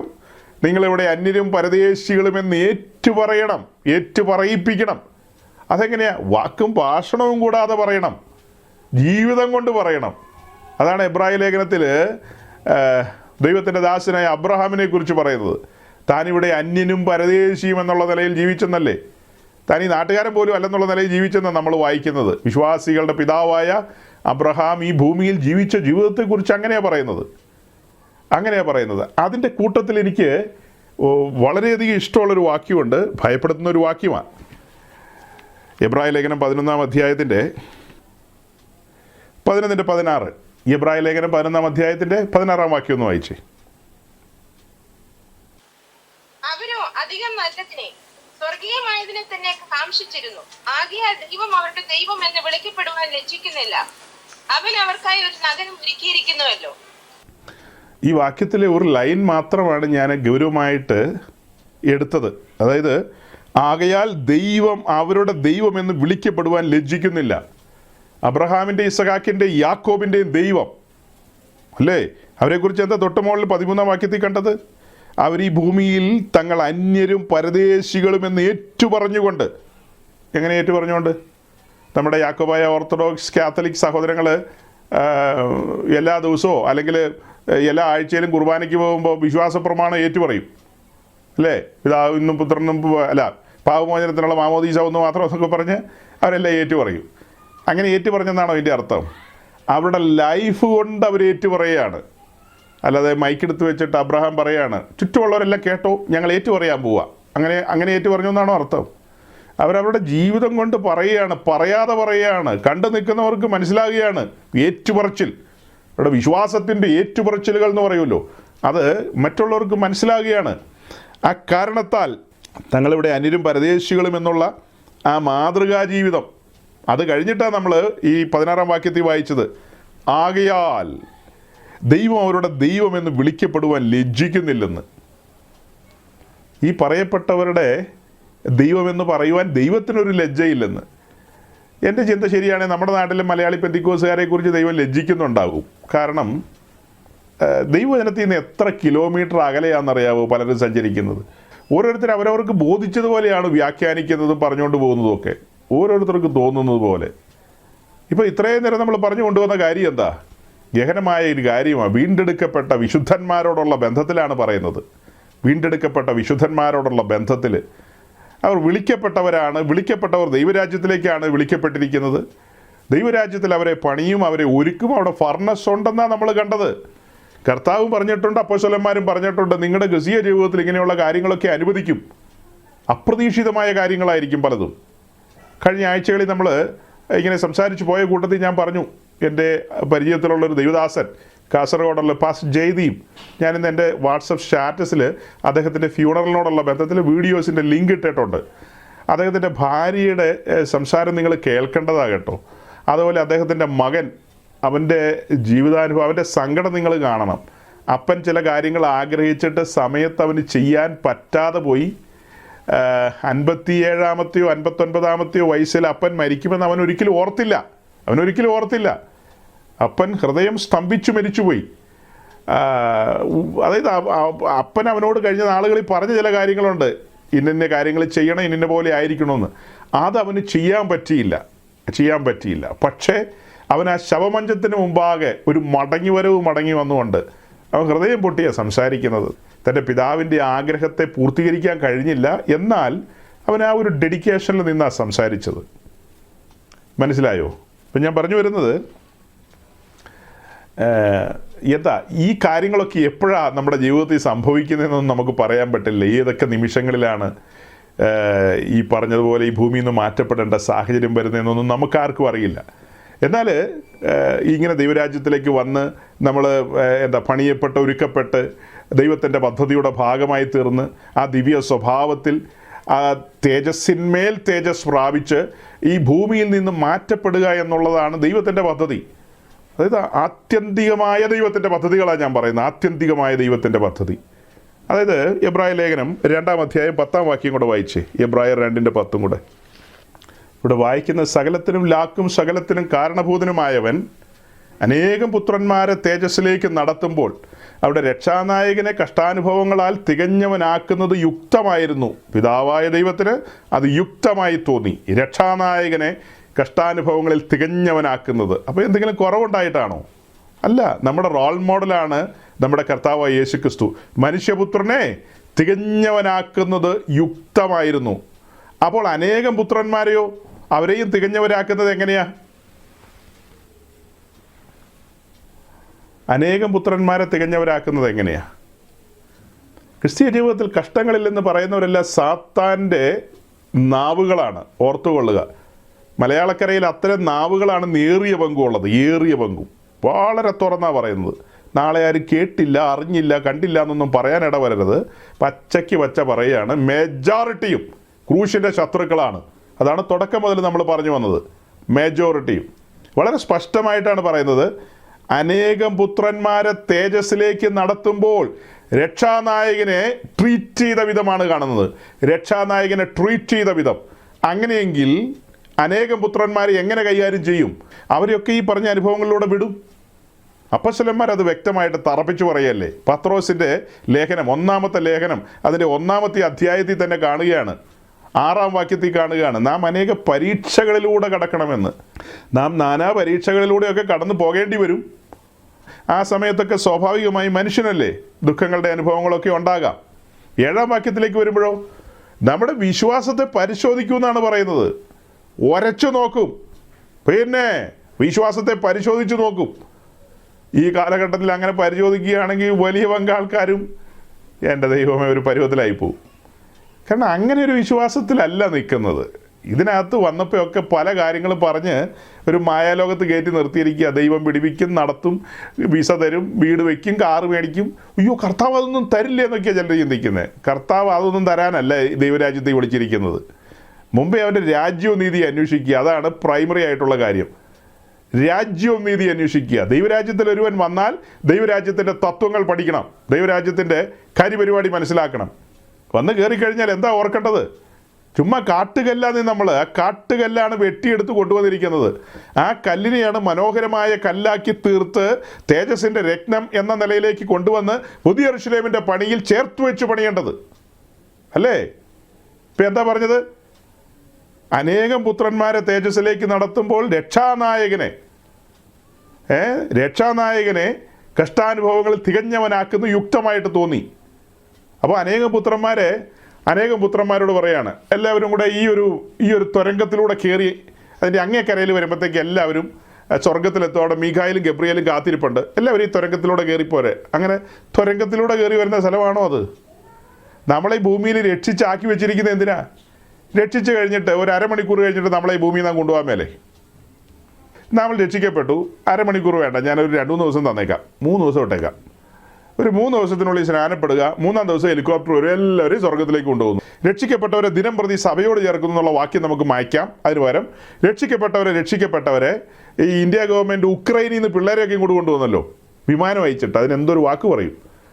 അപ്പോൾ അങ്ങനെ എല്ലാവരെയും രക്ഷിക്കപ്പെടുന്നവരെ ഭയങ്കര കുഴപ്പമല്ലേ ഇവിടെ, പിശാചും അതുമൊക്കെ ഉണ്ടല്ലോ. അപ്പോൾ രക്ഷിക്കപ്പെടുന്നവരെ വേഗം ഹെലികോപ്റ്ററിൽ സ്വർഗത്തിലേക്ക് കൊണ്ടുപോകുന്നു. മീഖായേലും ഗബ്രിയേലും സ്വീകരിക്കുന്നു. പിന്നെ അവിടെ അങ്ങ് മൊത്തത്തിൽ സമാധാനമാണ്. അങ്ങനെയാണോ? പത്രോസ് എന്നാ പറഞ്ഞത്? നമ്മെ രക്ഷിച്ചതിന് ശേഷം നമ്മൾ ഈ ഭൂമിയിലായിരിക്കുകയാണ്. ഈ വക്രതയും കോട്ടമുള്ള തലമുറയിൽ നിന്ന് നിന്നെ തന്നെ രക്ഷിച്ചോടാനാണ് പറഞ്ഞിരിക്കുന്നത്. കർത്താവ് നമ്മുടെ ആത്മാവിൻ്റെ വീണ്ടെടുപ്പ് സാധിപ്പിച്ചു, നമ്മെ ഈ ഭൂമിയിൽ തന്നെ നിർത്തിയിരിക്കുകയാണ്. അതിനിടയിലാണ് ഞാൻ പറഞ്ഞ പരീക്ഷയും പരിശോധനയും ഒക്കെ. അനവധി കാര്യങ്ങൾ പറയാനുണ്ട്. അതിൻ്റെ കൂട്ടത്തിൽ എബ്രായ ലേഖനം 2:10 തുറന്നു വന്നത്.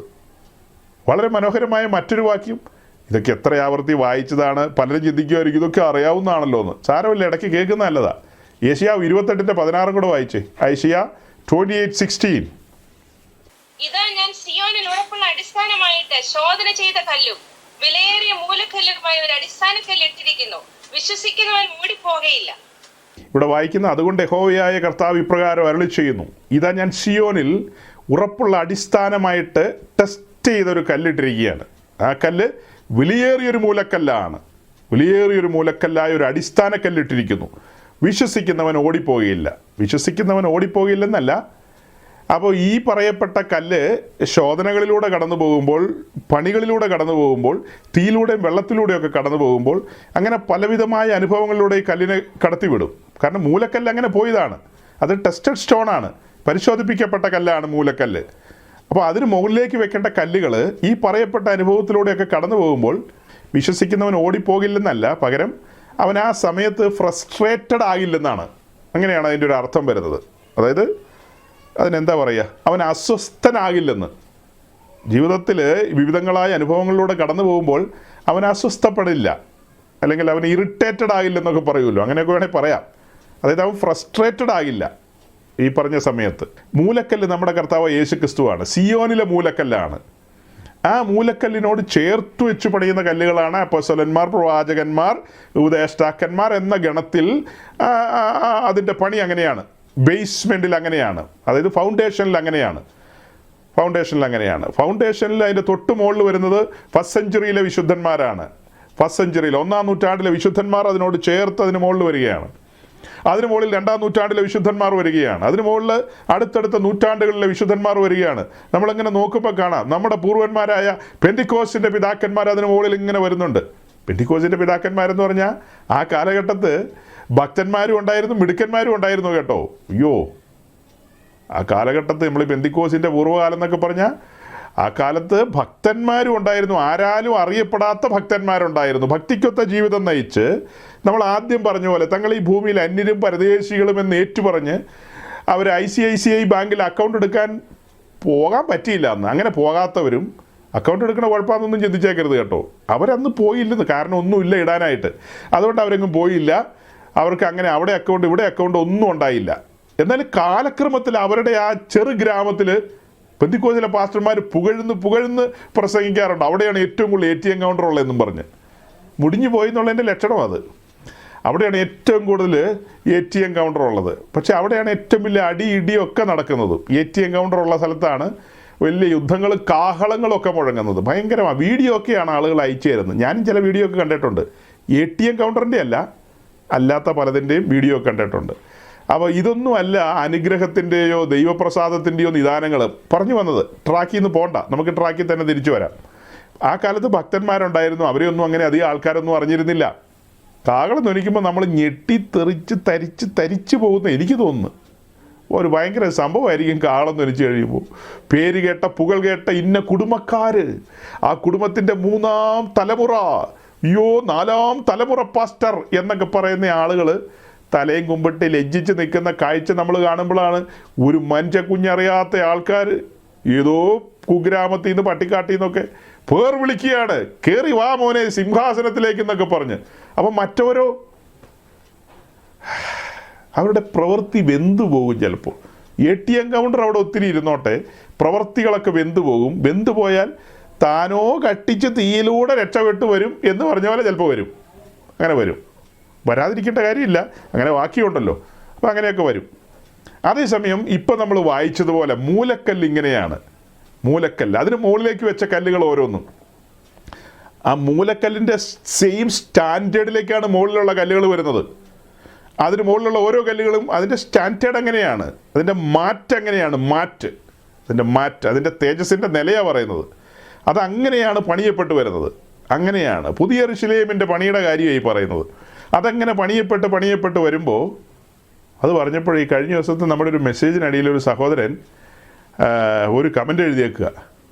പിന്നെ അവിടെ മൂപ്പത്തികളൊക്കെ സിയോനിൽ പോവും, അവർ പുതിയ യെരൂശലേമിൽ പോവും. നമ്മുടെ കാര്യമാണ് പറയുന്നത്, നിങ്ങൾ അങ്ങോട്ടൊന്നും വരില്ലെന്ന്, നിങ്ങൾ വേറെ എവിടെയൊക്കെയോ പോയി ഇങ്ങനെ ഒരു സൈഡിൽ കൂടെ പോകുന്നു. അവിടെ മൂപ്പന്മാരവിടെ വരും, അവിടെ മൂപ്പന്മാർ സിയോനി വരും. കാരണം അവർ വിറ്റവരും വിട്ടവരുമാണ്. പിന്നെ നിങ്ങളെവിടെ പോവും? ഞങ്ങൾ പുതിയ യെരൂശലേമിൽ വരും. അപ്പം ഞങ്ങളോ ഈ കണായ കട്ടമൊക്കെ സഹിച്ച് കൊടുങ്കാറ്റിനാൽ അടിക്കപ്പെട്ട ആശ്വാസമറ്റ് ഞെരങ്ങിക്കൊണ്ട് കാത്തിരിക്കുക. ഇന്നല്ലെങ്കിൽ നാളെ കാഹളം ധ്വനിക്കും, മണവാളം കൈപിടിക്കും, അവനോടുകൂടെ ഒരുമിച്ചിരിക്കാമെന്ന് സ്വപ്നം കണ്ട് ഞങ്ങളിങ്ങനെ പോവുക. അന്നേരം അവർ പറയും അതങ്ങനെ എടുക്കാൻ പറ്റില്ല നിങ്ങളെങ്ങനെ അവിടെ എടുക്കാൻ പറ്റില്ല. താടി വെച്ച ഉപദേശിമാരെ ഒന്നും അവിടെ എടുക്കില്ലെന്ന്, ഒരു കാരണവശാലും അവിടെ എടുക്കില്ല. പിന്നെ ഉപദേശിയുടെ വെള്ളമുണ്ടിൻ്റെ ആ സൈഡിലൊരു കരയുണ്ട്, ഒരു കര എന്ന് പറഞ്ഞാൽ മനസ്സിലായോ?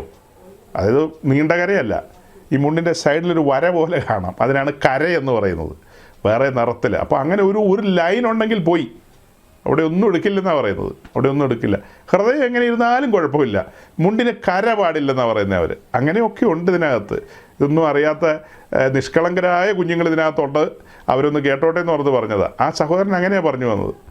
അപ്പം ഞാൻ ചോദിച്ചു, എൻ്റെ സഹോദരൻ നിനക്ക് ഈ സിയോനിലേക്കൊന്ന് പോയാൽ എന്നാ കുഴപ്പം?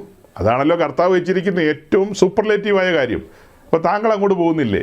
പോകാൻ പറ്റില്ല, കാരണം കൂടത്തി ഭാര്യയുണ്ട്, പിള്ളേരുണ്ട്, മൃഗണിയുണ്ട്, എല്ലാം ഉണ്ട്. അതുകൊണ്ട് പുതിയ യെരൂശലേമിൽ അതുകൊണ്ട് സിയോനിലേക്ക് പോകാൻ പറ്റില്ല. പിന്നെ അടുത്ത പോയിന്റ് എന്ന് പറയുന്നത് പുതിയ യെരൂശലേമാണ്. അവിടെ കയറാം. പക്ഷെ അവരുടെ ആ സഭാകുളിൻ്റെ ഈ ടോപ്പിൽ ഉപദേശിമാരുടെ തലയ്ക്ക് മീതെ എഴുതി വെച്ചിരിക്കുന്നത് എന്താണെന്നറിയാമോ? അതിനൊക്കെ കണക്ക് പറയേണ്ട ഒരു ദിവസം വരുന്നു. അവിടെ എഴുതി വെച്ചിരിക്കുന്ന ഏത് മനുഷ്യനെയും ക്രിസ്തുവിൽ തികഞ്ഞവനാക്കുമെന്നാണ്. അതായത് ദൈവരാജ്യ നിമിത്തം വിശ്വാസത്തിൽ വന്ന സകല മനുഷ്യരോടും അവർ പറയാതെ പറയുകയാണ്, കടന്നു വരൂ, ഏത് മനുഷ്യനെയും ഞങ്ങൾ ക്രിസ്തുവിൽ തികഞ്ഞവരാക്കും. പിന്നെ ക്രിസ്തുവിൽ തികഞ്ഞവരാക്കും. അത് സത്യത്തിലൊരു സത്യപ്രസ്താവനയാണോ? അതിനതൊരു വ്യാജമില്ലേ? ഒരു വ്യാജമുണ്ട് സഹോദരങ്ങളെ. ആ വ്യാജം എന്തെന്നറിയാവോ? ഈ വന്നിരിക്കുന്ന നിഷ്കളങ്കരായ നിർദോഷികളായ ഈ കുഞ്ഞാടുകളെല്ലാം വിചാരിക്കുന്നത് എന്നാണെന്നറിയാവോ? ഞങ്ങളുടെ ശ്രേഷ്ഠന്മാർ, അങ്ങനെയാണ് പറയുന്നത്, ഞങ്ങളുടെ ശ്രേഷ്ഠന്മാർ ശ്രേഷ്ഠോപദേശത്താൽ ഞങ്ങളെ ക്രിസ്തുവിൽ തികഞ്ഞവരാക്കുന്ന ഈ ജമ്മത്ത് നടക്കാത്ത കാര്യമാണ്. നീ മീറ്റിങ്ങിന് വന്നത് ഭാര്യയും കൂട്ടിക്കൊണ്ടല്ലേ? തിരിച്ചു പോകുന്നു ഭാര്യയും പിള്ളേരെയും കൂട്ടിക്കൊണ്ട. അടുത്ത ആഴ്ച വരുന്നതോ അവരെ കൂട്ടിക്കൊണ്ട. തിരിച്ചു പോകുന്നു അവരെ കളഞ്ഞിട്ടല്ല, അവരെ കൂട്ടിക്കൊണ്ടാണ് പോകുന്നത്. നീ എങ്ങനെ തികഞ്ഞവനാകും? ഒരിക്കലും നടക്കാത്ത ഒരു സ്വപ്നമാണത്, മലർപ്പൊടിക്കാരൻ്റെ സ്വപ്നമാണ്. അപ്പോൾ ആ കൂട്ടത്തിൽപ്പെട്ട ഒത്തിരി ആൾക്കാർ ഇടയ്ക്ക് വന്ന് ഈ മെസ്സേജിനിടയിലൊക്കെ കമൻ്റൊക്കെ പറയും ശ്രേഷ്ഠോപദേശത്തെക്കുറിച്ചും വലിയ കാര്യത്തെക്കുറിച്ചൊക്കെ. ഇത്തിരി ഒന്ന് വർക്ക് ചെയ്യാൻ വേണ്ടി പറഞ്ഞതാണ്. സംഭവം ഒന്ന് വർക്ക് ചെയ്യാൻ വേണ്ടിയിട്ട് പറഞ്ഞതാണ്. അതായത് പറയുന്നത് എന്താ? ക്രിസ്തുവിൽ തികഞ്ഞവരാക്കാമെന്ന്. പക്ഷെ ചരിത്രത്തിൽ തികഞ്ഞവരാകുമോ? തികഞ്ഞവരാകണമെങ്കിൽ അവർ വെച്ചിട്ടുള്ള പോളിസി എന്താ? വിറ്റവരും വിട്ടവരും ആ ഒരു ഉയർന്ന തലത്തിലേക്ക് വരണം. അപ്പോൾ ഒന്നും വിറ്റേട്ടുമില്ല എല്ലാം കയ്യിലുണ്ട്. പിന്നെ എങ്ങനെ ക്രിസ്തുവിൽ തികഞ്ഞവരാകും? അത് ഏത് കൂട്ടരുടെ കാര്യം പറഞ്ഞെന്ന് മനസ്സിലായോ? ആ കൂട്ടരുടെ കാര്യം തന്നെയാണ്. അപ്പോൾ ഇങ്ങനെയൊക്കെ ആളുകൾ ഓരോന്ന് കേട്ട് വലിയൊരു ജനസമൂഹമാണ്. നമ്മൾ അവരുടെ ഒന്നും കാര്യം ഒരിക്കലും പറയാറില്ല കേട്ടോ. കാരണം അവർ ശാന്തമായൊരു സൈഡിലൂടെ പോകുന്ന മനുഷ്യരാണ്, ഒരു ദോഷം ആർക്കും ചെയ്യുന്നില്ല, നല്ല മനുഷ്യരാണ്. പക്ഷെ ഉപദേശത്തിൻ്റെ തനിമയും ഗൗരവമാണ് പറയുന്നത്. ഉപദേശത്തിൻ്റെ തനിമയും. കൊല്ലം ജില്ലയുടെ കിഴക്ക് ഭാഗത്ത് ഒരു സഹോദരൻ ഹൈന്ദവ മാർഗത്തിൽ നിന്ന് വിശ്വാസത്തിൽ വന്നു. നല്ല എരിവുള്ളൊരു സഹോദരൻ, അതായത് ആത്മാവിൽ എരിവുള്ളൊരു സഹോദരൻ, വചനത്തോട് വലിയ ബഹുമാനമുള്ളൊരു സഹോദരൻ, വചനം ധ്യാനിക്കുന്നൊരു സഹോദരൻ. അദ്ദേഹം അവരുടെ ഒരു ഫെലോഷിപ്പിൻ്റെ നടുവിൽ, ഒരു സൺഡേ മീറ്റിങ്ങിന് നടുവിൽ സാക്ഷ്യം പറയാൻ കിട്ടിയ ഒരു അവസരത്തിൽ അദ്ദേഹം സാക്ഷ്യം പറഞ്ഞു. തൻ്റെ ജീവിതത്തിൽ കടന്നു വന്ന ചില കാര്യങ്ങളും ക്രിസ്തീയ ജീവിതത്തിൽ കഷ്ടം അനുഭവിക്കേണ്ടതിൻ്റെ ആവശ്യകതയും അതൊക്കെ വചനം അങ്ങനെ പറയുന്നു. താൻ കഷ്ടങ്ങളിലൂടെ പോകുന്നു, താൻ വളരെ സന്തുഷ്ടനാണ് എന്നൊക്കെ പറഞ്ഞിട്ട് അദ്ദേഹം ഇരുന്ന് കഴിഞ്ഞപ്പോൾ മൂപ്പൻ എഴുന്നേറ്റു. മൂപ്പൻ ശാസിച്ചു. മൂപ്പൻ പറഞ്ഞു, അതൊക്കെ ഞങ്ങൾക്ക് അനുവദിച്ചിരിക്കുന്ന കാര്യങ്ങളാണ്. ക്രിസ്തീയ ജീവിതത്തിലെ കഷ്ടങ്ങളൊക്കെ ഞങ്ങൾക്കുള്ളതാണ്, നിങ്ങൾക്കുള്ളതല്ല. അതൊക്കെ അനുഭവിക്കാൻ വരം ലഭിച്ചത് ഞങ്ങൾക്കാണ്. ഞങ്ങൾ കഷ്ടം അനുഭവിക്കും. നിങ്ങളുടെ ജീവിതത്തിൽ അങ്ങനെയൊന്നും വേണ്ട. ഞങ്ങൾ അതിനു വേണ്ടിയാണ് പ്രാർത്ഥിക്കും. ഞങ്ങൾ നിങ്ങൾക്ക് വേണ്ടി പ്രാർത്ഥിക്കും. നിങ്ങളങ്ങനെ കഷ്ടനഷ്ടങ്ങളിലൂടെയോ തട്ടുമുട്ടുകളിലൂടെയോ ഒന്നും കടന്നു പോകണ്ട. നിങ്ങൾ ആശ്വാസത്തിലൂടെ പോകണം. നിങ്ങൾക്ക് വേണ്ടി പ്രാർത്ഥിക്കാൻ ഞങ്ങളെ ആക്കിയിരിക്കുന്നു. കഷ്ടങ്ങളെല്ലാം അനുഭവിക്കാൻ വിളിക്കപ്പെട്ടിരിക്കുന്നത് ഞങ്ങളാണ്. അത് പറയുമ്പോൾ റോമലേഖനം 8:17-18 ചേർത്ത് വായിക്കുമ്പോൾ നാം മക്കളെങ്കിലും അവകാശികളോ ക്രിസ്തുവിന് കൂട്ടവകാശികളോ എന്നൊക്കെ പറഞ്ഞിട്ട് പറയുന്നത് എന്താ? നാം ക്രിസ്തുവിനോടുകൂടെ കഷ്ടം അനുഭവിച്ചാൽ അത്രയെന്നാണ് പറയുന്നത്. അതായത് ആ തേജസ്സിന് കൂട്ടവകാശികളാകുന്നത് എങ്ങനെയാണ്? ക്രിസ്തുവിനോടുകൂടെ കഷ്ടം അനുഭവിച്ചാൽ. അപ്പം നമ്മുടെ ബഹുമാനപ്പെട്ട മൂപ്പൻ എന്താ പറഞ്ഞത്? കഷ്ടം ഞങ്ങൾ അനുഭവിക്കും, നിങ്ങൾക്കുള്ളതല്ലെന്ന്. അപ്പോൾ കഷ്ടം അനുഭവിക്കുന്ന മൂപ്പൻ എങ്ങോട്ട് പോവും? തേജസ്സിലേക്ക് പോവും. കഷ്ടം അനുഭവിക്കണ്ടെന്ന് പറഞ്ഞ വിശ്വാസിയോ? അവനോട് എന്നാ നേരത്തെ പറഞ്ഞത്? തലയ്ക്ക് മീതെ എഴുതി വെച്ചിരിക്കുന്നത് ക്രിസ്തുവിൽ തികഞ്ഞവനാക്കാന്ന്. അതിൻ്റെ തത്വങ്ങളല്ലേ നമ്മളീ പറഞ്ഞുകൊണ്ടിരിക്കുന്നത്. ഇപ്പം എന്ത് പറഞ്ഞപ്പോഴും എവിടം വരെ പോയെന്ന് മനസ്സിലായോ? സിയോനിലെ മൂലക്കല്ലിൻ്റെ സ്റ്റാൻഡേർഡാണ് പറഞ്ഞത്, അതിന് മുകളിലുള്ള ഓരോ കല്ലുകളുടെ സ്റ്റാൻഡേർഡാണ് പറഞ്ഞത്. അങ്ങനെ വന്നിട്ടാണ് 20-ാം നൂറ്റാണ്ടിലേക്ക് വരുമ്പോൾ നമ്മുടെ പിതാക്കന്മാർ, പെന്തിക്കോസ്തിൻ്റെ പിതാക്കന്മാർ, പണിയപ്പെട്ട കല്ലുകൾ എന്ന നിലയിൽ, ഒരുക്കപ്പെട്ട കല്ലുകൾ എന്ന നിലയിൽ അവരും അവിടെ വരും. പിന്നെ നിശ്ചയമായും അവരോടെ വരും. ഞാൻ മുമ്പേ പാടിയതുപോലെ, ആഴിയെന്നോർത്തിൽ ആഴമരാഞ്ഞില്ല, ഇറങ്ങി ഞാൻ പ്രിയനേ എന്ന് പാടിയ ഭക്തന്മാരുണ്ട് മലങ്കരയുടെ മണ്ണിൽ, അല്ലേ? ക്രൂശയെ നോക്കി ഞാൻ യാത്ര ചെയ്യും, അങ്ങനെ പാടിയിട്ടുണ്ട് നമ്മുടെ പൂർവന്മാർ. പ്രിയങ്കരിയായ അന്നമ്മമാമൻ അങ്ങനെ പാടി പാടി പാടി ഈ ഭൂമിയിൽ നിന്ന് മാറ്റപ്പെട്ടയാളാണ്. നമ്മുടെ ഇന്നത്തെ എത്ര സഹോദരിമാർ അങ്ങനെ പാടി പാടി മാറ്റപ്പെടാൻ ആഗ്രഹിക്കുന്നവരുണ്ട്? എത്ര പേരങ്ങനെ ആഗ്രഹിക്കുന്നവരുണ്ടാവും? ഞാൻ കണ്ടുമുട്ടിയിട്ടുള്ളതിൽ അപൂർവം പേരേ ഉള്ളൂ. വലിയ പങ്കിനും അങ്ങനത്തെ ആഗ്രഹങ്ങളൊന്നുമല്ല. അവർക്ക് അവരുടെ കുടുംബം, ഭർത്താവ്, മക്കള്, അവരുടെ വീസ, അവരുടെ ജോലി, ഇനി അവർക്ക് ജനിക്കാനുള്ള പിള്ളേർ, പിന്നെ അവരുടെ പിള്ളേർ, ഇങ്ങനെയൊക്കെ എണ്ണിപ്പറക്കിയും ആദിയും വ്യാധിയും ഒക്കെ ആയിട്ട്, വ്യാധിയില്ല ആദി കയറിയൊക്കെ ഇങ്ങനെ നടക്കുന്നവരാണ്. അതിൻ്റെ കൂടെ പാട്ടും പ്രാർത്ഥനയും സഭായോഗവും ഒക്കെ ആയിട്ടാണ് എല്ലാവരും നടക്കുന്നത്. അവരോടൊന്നും ആരും പറയുന്നില്ലെന്ന് എനിക്ക് തോന്നുന്നത്. അല്ലെ പിന്നെ എങ്ങനെയാണ് ഇങ്ങനെയൊക്കെ ചിന്തിച്ച് കിടക്കുന്നത്? സിയോനിലെ മൂലക്കല്ല് ഇങ്ങനെയാണ് കിടക്കുന്നത്, അല്ലേ? രക്ഷാനായകനെ ഈ തികഞ്ഞവനാക്കിയത് ഇങ്ങനെയാണ്. എങ്ങനെ? അതാണ് വിശദീകരിക്കേണ്ടത്. അതിനല്ലേ ഉണർവയോഗം, ഉപവാസ പ്രാർത്ഥനയൊക്കെ. ഉപവാസ പ്രാർത്ഥനയിൽ അതാണോ പറയുന്നത്? ഈ സഹോദരങ്ങൾ ഉപവാസത്തോടെ വരുമ്പോൾ അവരുടെ ഭൗതിക കാര്യങ്ങളും അവരുടെ ദേഹിയെ അഥവാ അവരുടെ സോളിനെ തൃപ്തിപ്പെടുത്തുന്ന കാര്യങ്ങളും അതിനെ ആശ്വസിപ്പിക്കുന്ന കാര്യങ്ങളും അല്ലേ പറഞ്ഞുകൊണ്ടുവരുന്നത്, അല്ലേ? ആത്മാവിനെ സ്പർശിക്കുന്ന കാര്യങ്ങളാണോ? അവിടെ ആത്മാവിലുള്ള കോൺഷ്യസ് അഥവാ മനസ്സാക്ഷിയെ ഹിറ്റ് ചെയ്യുന്ന കാര്യങ്ങളാണോ പറയുന്നത്? അവരുടെ പ്രാണനെ ആത്മാവിനെ വേർപിടിവിക്കുന്നുണ്ടോ? വചനമെന്ന വാള് അതിൻ്റെ രണ്ടിൻ്റെ നടുവിലൂടെ കടന്നു വരണം. അതാണ് എബ്രായ ലേഖനം 4-ാം അധ്യായത്തിൽ കാണുന്നത്. ഇരുവായുത്തലയുള്ള ഏത് വാളിനേക്കാളും മൂർച്ചയേറിയ ആ വചനമെന്ന വാള് പ്രാണന്റെ ആത്മാവിൻ്റെ നടുവിൽ നിൽക്കണം. പ്രാണന്റെ ആത്മാവിൻ്റെ നടുവിൽ നിൽക്കണം. അങ്ങനെ നിൽക്കണം. മത്തായിയുടെ സുവിശേഷം 10-ാം അധ്യായം, മത്തായി 10:37-38. എന്നേക്കാൾ അധികം മകനെയോ മകളെയോ പ്രിയപ്പെടുന്നവൻ എനിക്ക് യോഗ്യനല്ല, തന്റെ ക്രൂശ് എടുത്ത് എന്നെ അനുഗമിക്കാത്തവനും എനിക്ക് യോഗ്യനല്ല.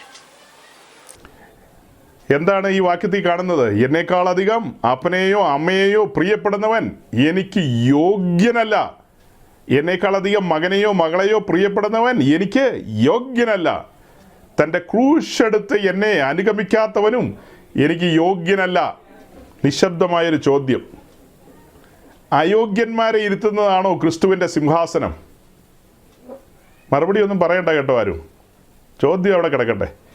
അയോഗ്യന്മാരെ ഇരുത്തുന്ന സിംഹാസനമാണോ ക്രിസ്തുവിൻ്റെ സിംഹാസനം? അതേ യോഗ്യന്മാരെ ഇരുത്തുന്നതാണോ? ഇവിടെ തെളിഞ്ഞു വന്നു യോഗ്യത അയോഗ്യതയൊക്കെ. ഈ പറയപ്പെട്ട രീതിയിലാണെങ്കിൽ നിങ്ങൾ അയോഗ്യരാകുമെന്നാണ് വായിക്കുന്നത്. യോഗ്യരാകണമെങ്കിൽ എന്താ ചെയ്യേണ്ടതെന്നും അവിടെ എഴുതിയിട്ടുണ്ട്. ഇതേത് ഉപവാസ പ്രാർത്ഥനയ്ക്കാണ് പ്രസംഗിക്കുന്നത്? ഇതേത് കൺവെൻഷനിലാണ് പ്രസംഗിക്കുന്നത്? ഈ വാക്യം എടുത്ത് എവിടെ പോയി പ്രസംഗിക്കാൻ പറ്റും? ഇപ്പം തന്നെ നമ്മൾ തുടങ്ങിയത് എങ്ങനെയാണ് നിങ്ങൾ കണ്ടില്ലേ? ഗംഭീരമായൊരു തുടക്കമാണ് നമ്മൾ തുടങ്ങി വന്നത്. പുതുതായിട്ട് വന്ന ആളുകളെല്ലാം ഭയന്നുപോയി. ഫർണസ് വെച്ച് ആ സെക്കൻഡിൽ എത്ര പേരെ പോയെന്നറിയാവോ? യെശയ്യാവ് 48:10 ഒന്ന് വായിക്കാമെന്ന് പറഞ്ഞില്ല, പാവങ്ങളെല്ലാം ഓടിപ്പോയി. കാരണം എന്നാ? അവിടെ നമ്മളൊരു ഫർണസാണ് കണ്ടത്, കത്തുന്ന ഒരു ഉലയാണ് കണ്ടത്. ഉല. ഞാൻ നിങ്ങളെ കഷ്ടതയുടെ ചൂളയിൽ നിന്നാകുന്നു തിരഞ്ഞെടുത്തെന്നാണ് വായിച്ചത്. ഞാൻ നിങ്ങളെ കഷ്ടതയുടെ ചൂളയിൽ നിന്നാകുന്നു തിരഞ്ഞെടുത്തത്. ഇപ്പോൾ ക്രിസ്തീയ ജീവിതത്തിൽ ചൂളയുടെ അനുഭവങ്ങൾ അനുവദിച്ചിട്ടുണ്ട്. അതിനി ഏത് കൊമ്പത്തെ പാസ്റ്റർ എന്ന് പറഞ്ഞാൽ ഇതൊക്കെ മാറ്റാൻ പറ്റുമോ? മാറ്റാൻ പറ്റുമെങ്കിൽ ആ പുള്ളിനെ നമുക്ക് ദൈവമാക്കാം, ഒരു ചെറിയ ദൈവമാക്കിയേക്കാം. കാരണം എഴുതി വെച്ച പ്രമാണത്തെ ആകാശം മാറിയാലും ഭൂമി മാറിയാലും മാറ്റാൻ പറ്റാത്ത തിരുവെഴുത്തുകളെ മാറ്റാൻ കഴിയുന്ന ഒരുവൻ വരികയാണെങ്കിൽ നിശ്ചയമായും പുള്ളിനെ നമുക്കൊരു ചെറിയ ദൈവമാക്കാം. ഞാൻ വിശ്വസിക്കുന്നത് എഴുതിയതാന്നാ. എഴുതിയത് എവിടെയാ? കല്ലേല എഴുതിയത്. മായ്ക്കാൻ പറ്റുമോ? ഒരിക്കലും പറ്റത്തില്ല. ഇത് എഴുതിയതാ. അങ്ങനെ എഴുതി വെച്ചിരിക്കുകയാണ്. ക്രിസ്തീയ ജീവിതം എന്താണെന്നുള്ളത് ഡിവൈൻ ചെയ്തിരിക്കുകയാണ് ഈ പുസ്തകത്തിൽ. അത് സ്വർഗത്തിൽ നിന്ന് അയച്ച പരിശുദ്ധാത്മാവിനാൽ സുവിശേഷം അറിയിക്കുന്നവർക്കേ വെളിപ്പെട്ട് കിട്ടുകയുള്ളൂ, അല്ലാത്ത ഒരാൾക്കും കിട്ടില്ല. അത്തരക്കാരെയാണ് ബൈബിൾ വിളിക്കുന്നത് ക്രൂശിൻ്റെ ശത്രുക്കളെന്ന്. നമ്മൾ വായിച്ച എബ്രായർ 2:10 രക്ഷാനായകനെ കഷ്ടാനുഭവങ്ങളിൽ തികഞ്ഞവനാക്കുന്ന യുക്തമെന്ന് കണ്ടു. അത് യുക്തമെന്ന് കാണാത്തവരൊക്കെ ക്രൂശിൻ്റെ ശത്രുക്കളാണ്. ക്രൂശിൻ്റെ ശത്രുക്കളാണ്. സിയോനിലെ മൂലക്കല്ല് നമ്മൾ കണ്ടു. മൂലക്കല്ല് ശോധന ചെയ്ത കല്ലാണ്. അതിന് മുകളിലേക്കുള്ള എല്ലാ കല്ലുകളും, ഏതെല്ലാം കല്ല് വെച്ചിട്ടുണ്ടോ ആ കല്ലെല്ലാം ശോധന ചെയ്തതാണ്. അത് മാത്രമല്ല, ആ പണിയോടുള്ള ബന്ധത്തിൽ നമ്മൾ പറയുമ്പോൾ, ദൈവത്തിൻ്റെ ആ വിശുദ്ധ നഗരത്തിൻ്റെ പണിയോടുള്ള ബന്ധത്തിൽ നമ്മൾ പറയുമ്പോൾ എങ്ങനെയാണ് പറയുന്നത്? മൂലക്കല്ലും അടിസ്ഥാനക്കല്ലുകളും കണ്ടു. അതിന് മുകളിലേക്ക് അടുത്ത കല്ലുകളുടെ കാര്യം നമ്മൾ പറഞ്ഞു.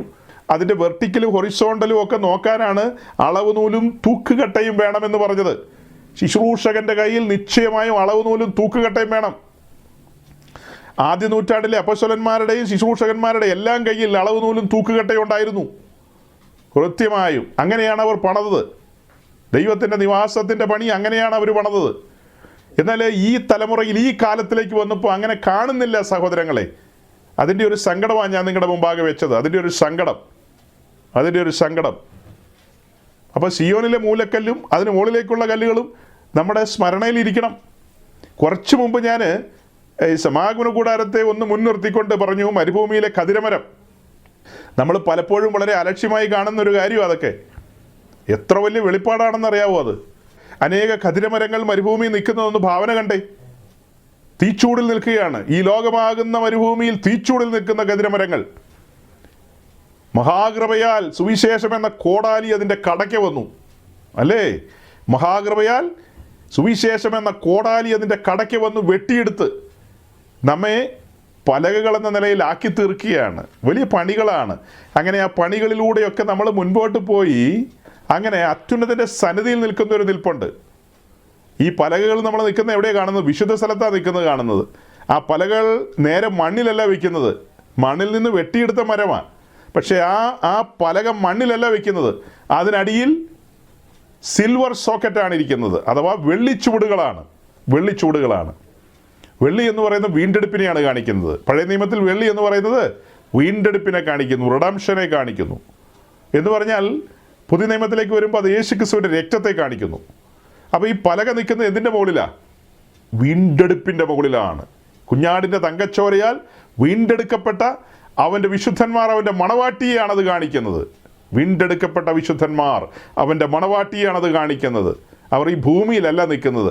അതാ ഞാൻ ആദ്യം പറഞ്ഞത്, അവർ അന്യരും പരദേശികളുമെന്ന് ഏറ്റുപറഞ്ഞു. അതെങ്ങനെ ഏറ്റുപറയുന്നത്? ജീവിതം കൊണ്ടാണ് ഏറ്റുപറയുന്നത്.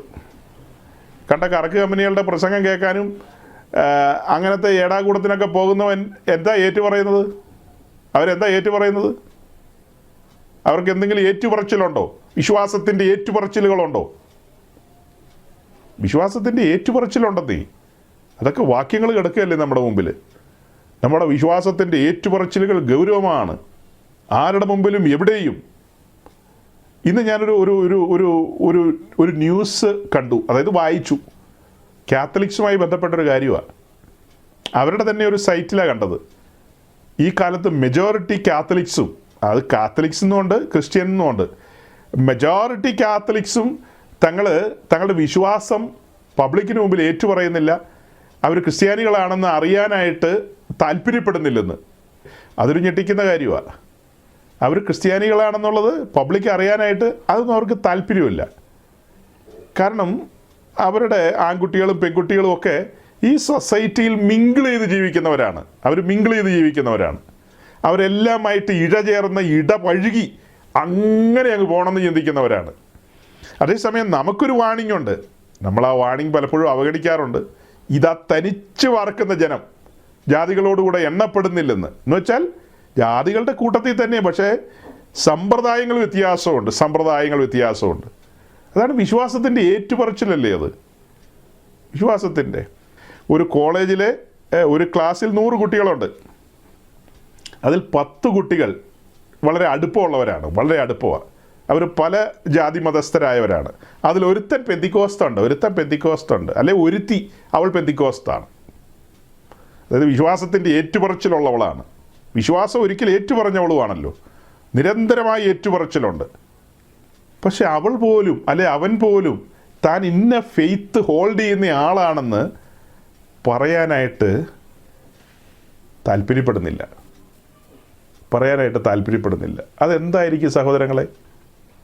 അതിൻ്റെ കാരണം അത്രേ ഉള്ളൂ.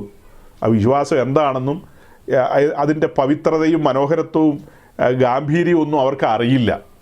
അതിൻ്റെ ഗൗരവം അറിയാമെങ്കിൽ അവർക്ക് പറയാൻ മേലെ തൻ്റെ വിശ്വാസം ഇന്നതാണ്. പിന്നെ പെന്തിക്കോസിലെ ഒരു കൂട്ടം പെൺപിള്ളേരെ കണ്ടു കഴിഞ്ഞാൽ മനസ്സിലാവും ഇത് പെന്തിക്കോസാണോ എന്ന്. പക്ഷെ പറയാൻ പറ്റില്ല. നോർത്ത് ഇന്ത്യയിലൊക്കെ ആണെങ്കിൽ അവിടെ ഇന്ത്യക്കാരി പെൺപിള്ളേരൊന്നും ഈ പറഞ്ഞ സൂത്രങ്ങളൊന്നും ഇടുന്നില്ല, ഈ ഞാത്തുകളൊന്നും ഇടുന്നില്ല. അപ്പോൾ അത് ഹിന്ദിയാണോ മലയാളിയാണോ പെന്തിക്കോസാണോ ഒരു പിടിയും കിട്ടില്ല അവിടെയൊക്കെ. കേരളത്തിൽ പിന്നെ തിരിച്ചറിയാതെ ഈ കൂട്ടത്തിൽ പെട്ടതാണ്. വടക്കേ ഇന്ത്യയിൽ പോയി കഴിഞ്ഞാൽ അവിടെ വേറൊരു കൂട്ടരുണ്ട്, ബ്രഹ്മകുമാരീസ് എന്ന് പറയും. ബ്രഹ്മകുമാരീസ് വെള്ള സാരിയും വെള്ളയും മൊത്തത്തിൽ വെള്ളയായിട്ടാണ് അവർ വരുന്നത്. നമ്മുടെ മറ്റേ മദർമാർ ഇവരുടെ കൂട്ടത്തിൽ കൂടെ എങ്ങാനും വരികയാണെങ്കിൽ, അതായത് ബസ്സിൻ്റെ ആദ്യത്തെ സീറ്റിൽ ബ്രഹ്മകുമാരി ഇരിക്കുന്നു, രണ്ടാമത്തെ സീറ്റിൽ നമ്മുടെ മറ്റേ കൂട്ടത്തിലുള്ള മദറും സിസ്റ്ററൊക്കെ ഇരിക്കുന്നു. രണ്ടു കൂട്ടരും ഒരുപോലെ ഇരിക്കുന്നത് കണ്ടാൽ ഒന്നും മനസ്സിലാവില്ല. ബസ്സിൽ നിന്ന് ഇറങ്ങി വരുമ്പോഴേ 2 ബ്രഹ്മകുമാരി ഇറങ്ങി വരുന്നു, 2 മറ്റേ മദർ ഇറങ്ങി വരുന്നു. ഏത് നമ്മുടെ മദർ, സിലോണിലെ മദർ, സിലോൺ മദർ. അപ്പോൾ ഇങ്ങനെ ഇത് 4 കൂടെ പുറത്തേക്ക് ഇറങ്ങി വരുമ്പോൾ ആളുകൾ കൺഫ്യൂസ്ഡ് ആയി പോവും. ഇത് ഏതാ എന്താന്നൊരു, പിന്നെ ആകെ ഒരു ഒരു ഒരു ഒരു ചെറിയ ഒരു ഒരു ഒരു തിരിച്ചറിവിന് ഈ മറ്റേ ബ്രഹ്മകുമാരിയുടെ ഇവിടെ ഒരു ഒരു ക്ലിപ്പ് വെച്ചിട്ടുണ്ടാവും. അവിടെ ഈ സാരി ഇവിടെ കുത്തി വെച്ചേക്കുന്ന ഒരു ഒരു ഒരു ഒരു നക്ഷത്രം പോലത്തെയോ എന്തോ ഒരു ക്ലിപ്പ് അവിടെ വെച്ചേക്കും. ആ ഒറ്റ സമ്പ്രദായത്തിലാണ് നമ്മൾ മനസ്സിലാക്കുന്നത് ഇത് ബ്രഹ്മകുമാരിയാണ്. ആട്ടെ, ഇതൊക്കെ പറയേണ്ട കാര്യം നമുക്കുണ്ടോ? ഞാൻ പറഞ്ഞത് അവരുടെ കാര്യം ഇടയ്ക്ക് പറഞ്ഞതേ ഉള്ളൂ. നമ്മളുടെ വിശ്വാസികളുടെയും നമ്മുടെ യൗവനക്കാരുടെയും ഒക്കെ കാര്യമാണ് പറയുന്നത്. ഈ ഗൗരവമായ കാര്യങ്ങളൊന്നും പ്രസംഗിക്കപ്പെടുന്നില്ല. ഇപ്പം എന്താ വായിച്ചത്? തൊട്ട് മുമ്പ് വായിച്ചത് എന്നേക്കാളധികം അപ്പനെയോ അമ്മയോ പ്രിയപ്പെടുന്നവൻ എനിക്ക് യോഗ്യനല്ല. എന്നേക്കാളധികം മകനെയോ മകളെയോ പ്രിയപ്പെടുന്നവൻ എനിക്ക് യോഗ്യനല്ല. തൻ്റെ ക്രൂശെടുത്ത് എന്നെ അനുഗമിക്കാത്തവന് എനിക്ക് യോഗ്യനല്ല. ഞാനിത് പ്രസംഗിക്കുന്ന പ്രാഗൽഭ്യത്തോടെയാണ്. ഈ വാക്യം എടുത്ത് നിങ്ങളുടെ മുമ്പാകെ ഉയർത്തുന്നത് തികഞ്ഞ പ്രാഗൽഭ്യത്തോടെയാണ്. ഈ പറഞ്ഞ കാര്യങ്ങളെല്ലാം എൻ്റെ പിന്നിലാണ്. എൻ്റെ ജീവിതത്തിൽ എൻ്റെ ഒന്നാമത്തെ കാര്യം എന്ന് പറയുന്നത് എൻ്റെ കർത്താവുമായിട്ടുള്ള ബന്ധമാണ്. അത് കഴിഞ്ഞിട്ടുള്ളൂ ബാക്കിയെല്ലാം. പിന്നെ എന്തൊക്കെയാണ് അടുത്തതെന്ന് വെച്ചാൽ, അതായത് ചിലരെ സംബന്ധിച്ച് അവരുടെ മിനിസ്ട്രിയാണ് വലുത്. മിനിസ്ട്രി ഒന്നുമല്ല വലുത്. ഒന്നാം സ്ഥാനം ദൈവമായിട്ടുള്ള റിലേഷനാണ്, ആ ബന്ധമാണ്, ആ റിലേഷൻ. രണ്ടാമതാണ് മിനിസ്ട്രി എന്ന് പറയുന്നത്, ഏൽപ്പിക്കപ്പെട്ട ശുശ്രൂഷ, അത് രണ്ടാമത് വരും. മൂന്നാമത് തൻ്റെ കുടുംബം വരും. വെള്ളക്കാരുടെയൊക്കെ പ്രസംഗം കേൾക്കുന്നവർക്ക് ഒന്നാമത് കുടുംബവും ഭാര്യയൊക്കെയാണ്, രണ്ടാമത് മിനിസ്ട്രി, പിന്നെ ആ ദൈവമൊക്കെ വരുള്ളൂ. നമ്മളതിൻ്റെ ഓർഡർ വെച്ച കണ്ടോ പാറ്റേൺ. എന്താ പാറ്റേൺ? ഒന്നാമത് ദൈവമായിട്ടുള്ള റിലേഷനാണ്. ഒരു ശുശ്രൂഷകൻ്റെ കാര്യമാണ് കേട്ടോ പറയുന്നത്. ഈ വാക്യം വായിച്ചപ്പോൾ ഞാൻ എൻ്റെ അനുഭവം പറഞ്ഞതാ. എനിക്ക് ഈ വാക്യത്തിൽ നിന്ന് പ്രസംഗിക്കാൻ പ്രാഗൽഭ്യമുണ്ട്, നിശ്ചയമായും പ്രാഗൽഭ്യമുണ്ട്, തൻ്റെ ഇടമുണ്ട്, ധൈര്യമുണ്ട്. കാരണം എൻ്റെ മനസ്സാക്ഷി എനിക്ക് അതിനുള്ള അനുവാദം തരുന്നു. അതങ്ങനെയാണ് അതിൻ്റെ കാര്യങ്ങൾ. അതെല്ലാം അതിൻ്റെ പടിയിലേ നിൽക്കൂ. കാരണം ഞാൻ എവിടെ കിടന്നാന്ന് എനിക്കേ അറിയൂ. അത് ഞാൻ പലപ്പോഴും പറഞ്ഞിട്ടുള്ളതാ. നിങ്ങളൊക്കെ മറന്നുപോയാലും എനിക്ക് മറക്കാൻ പറ്റുമോ?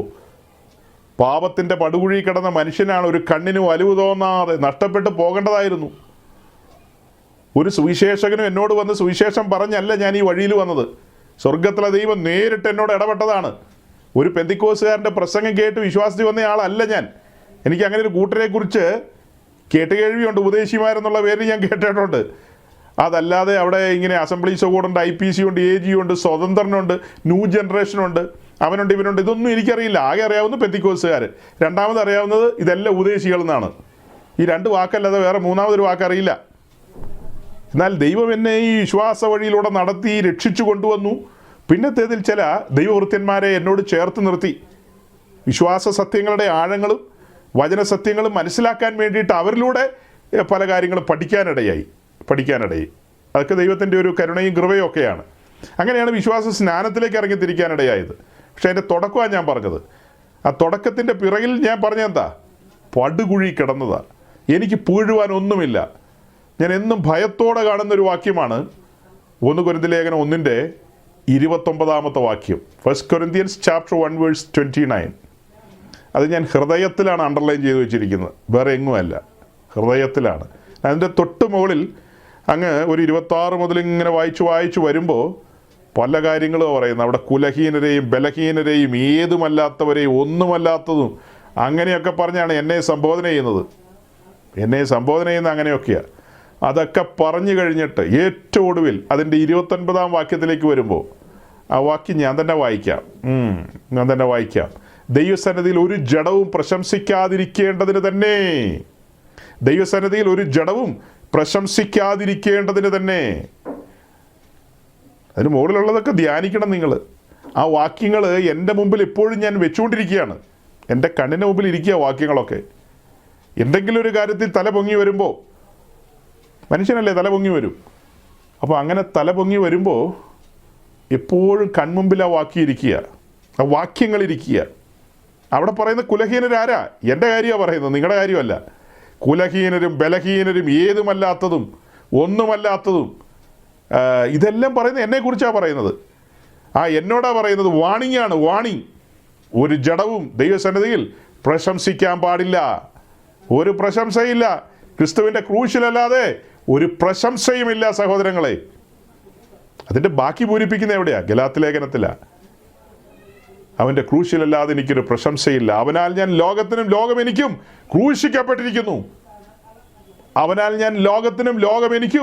ക്രൂശിക്കപ്പെട്ടിരിക്കുന്നു. അങ്ങനെ ക്രൂശിക്കപ്പെട്ട ഒരു ജനറേഷൻ, അങ്ങനെ ക്രൂശിക്കപ്പെട്ട ഒരു ഗ്രൂപ്പ് ഓഫ് പീപ്പിൾ, അങ്ങനെയുള്ളവരാണോ ഇവിടെ ഇരിക്കുന്നത്? പ്രാഗൽഭ്യമുണ്ടോ നിങ്ങൾക്ക്? നിങ്ങളിൽ എത്ര പേർക്ക് ആ പ്രാഗൽഭ്യമുണ്ട് പറയാൻ? ക്രിസ്തുവിൻ്റെ ക്രൂശിലല്ലാതെ എനിക്ക് പ്രശംസിപ്പാൻ ഇടയില്ലെന്ന് നിങ്ങളെല്ലാം പറയും, കാരണടച്ച് പറഞ്ഞു കളയും. പക്ഷേ ആ വാക്യം പൂർത്തീകരിക്കപ്പെട്ടില്ലല്ലോ. അതിൻ്റെ ബാക്കി പറയണമല്ലോ. ബാക്കി എങ്ങനെയാ?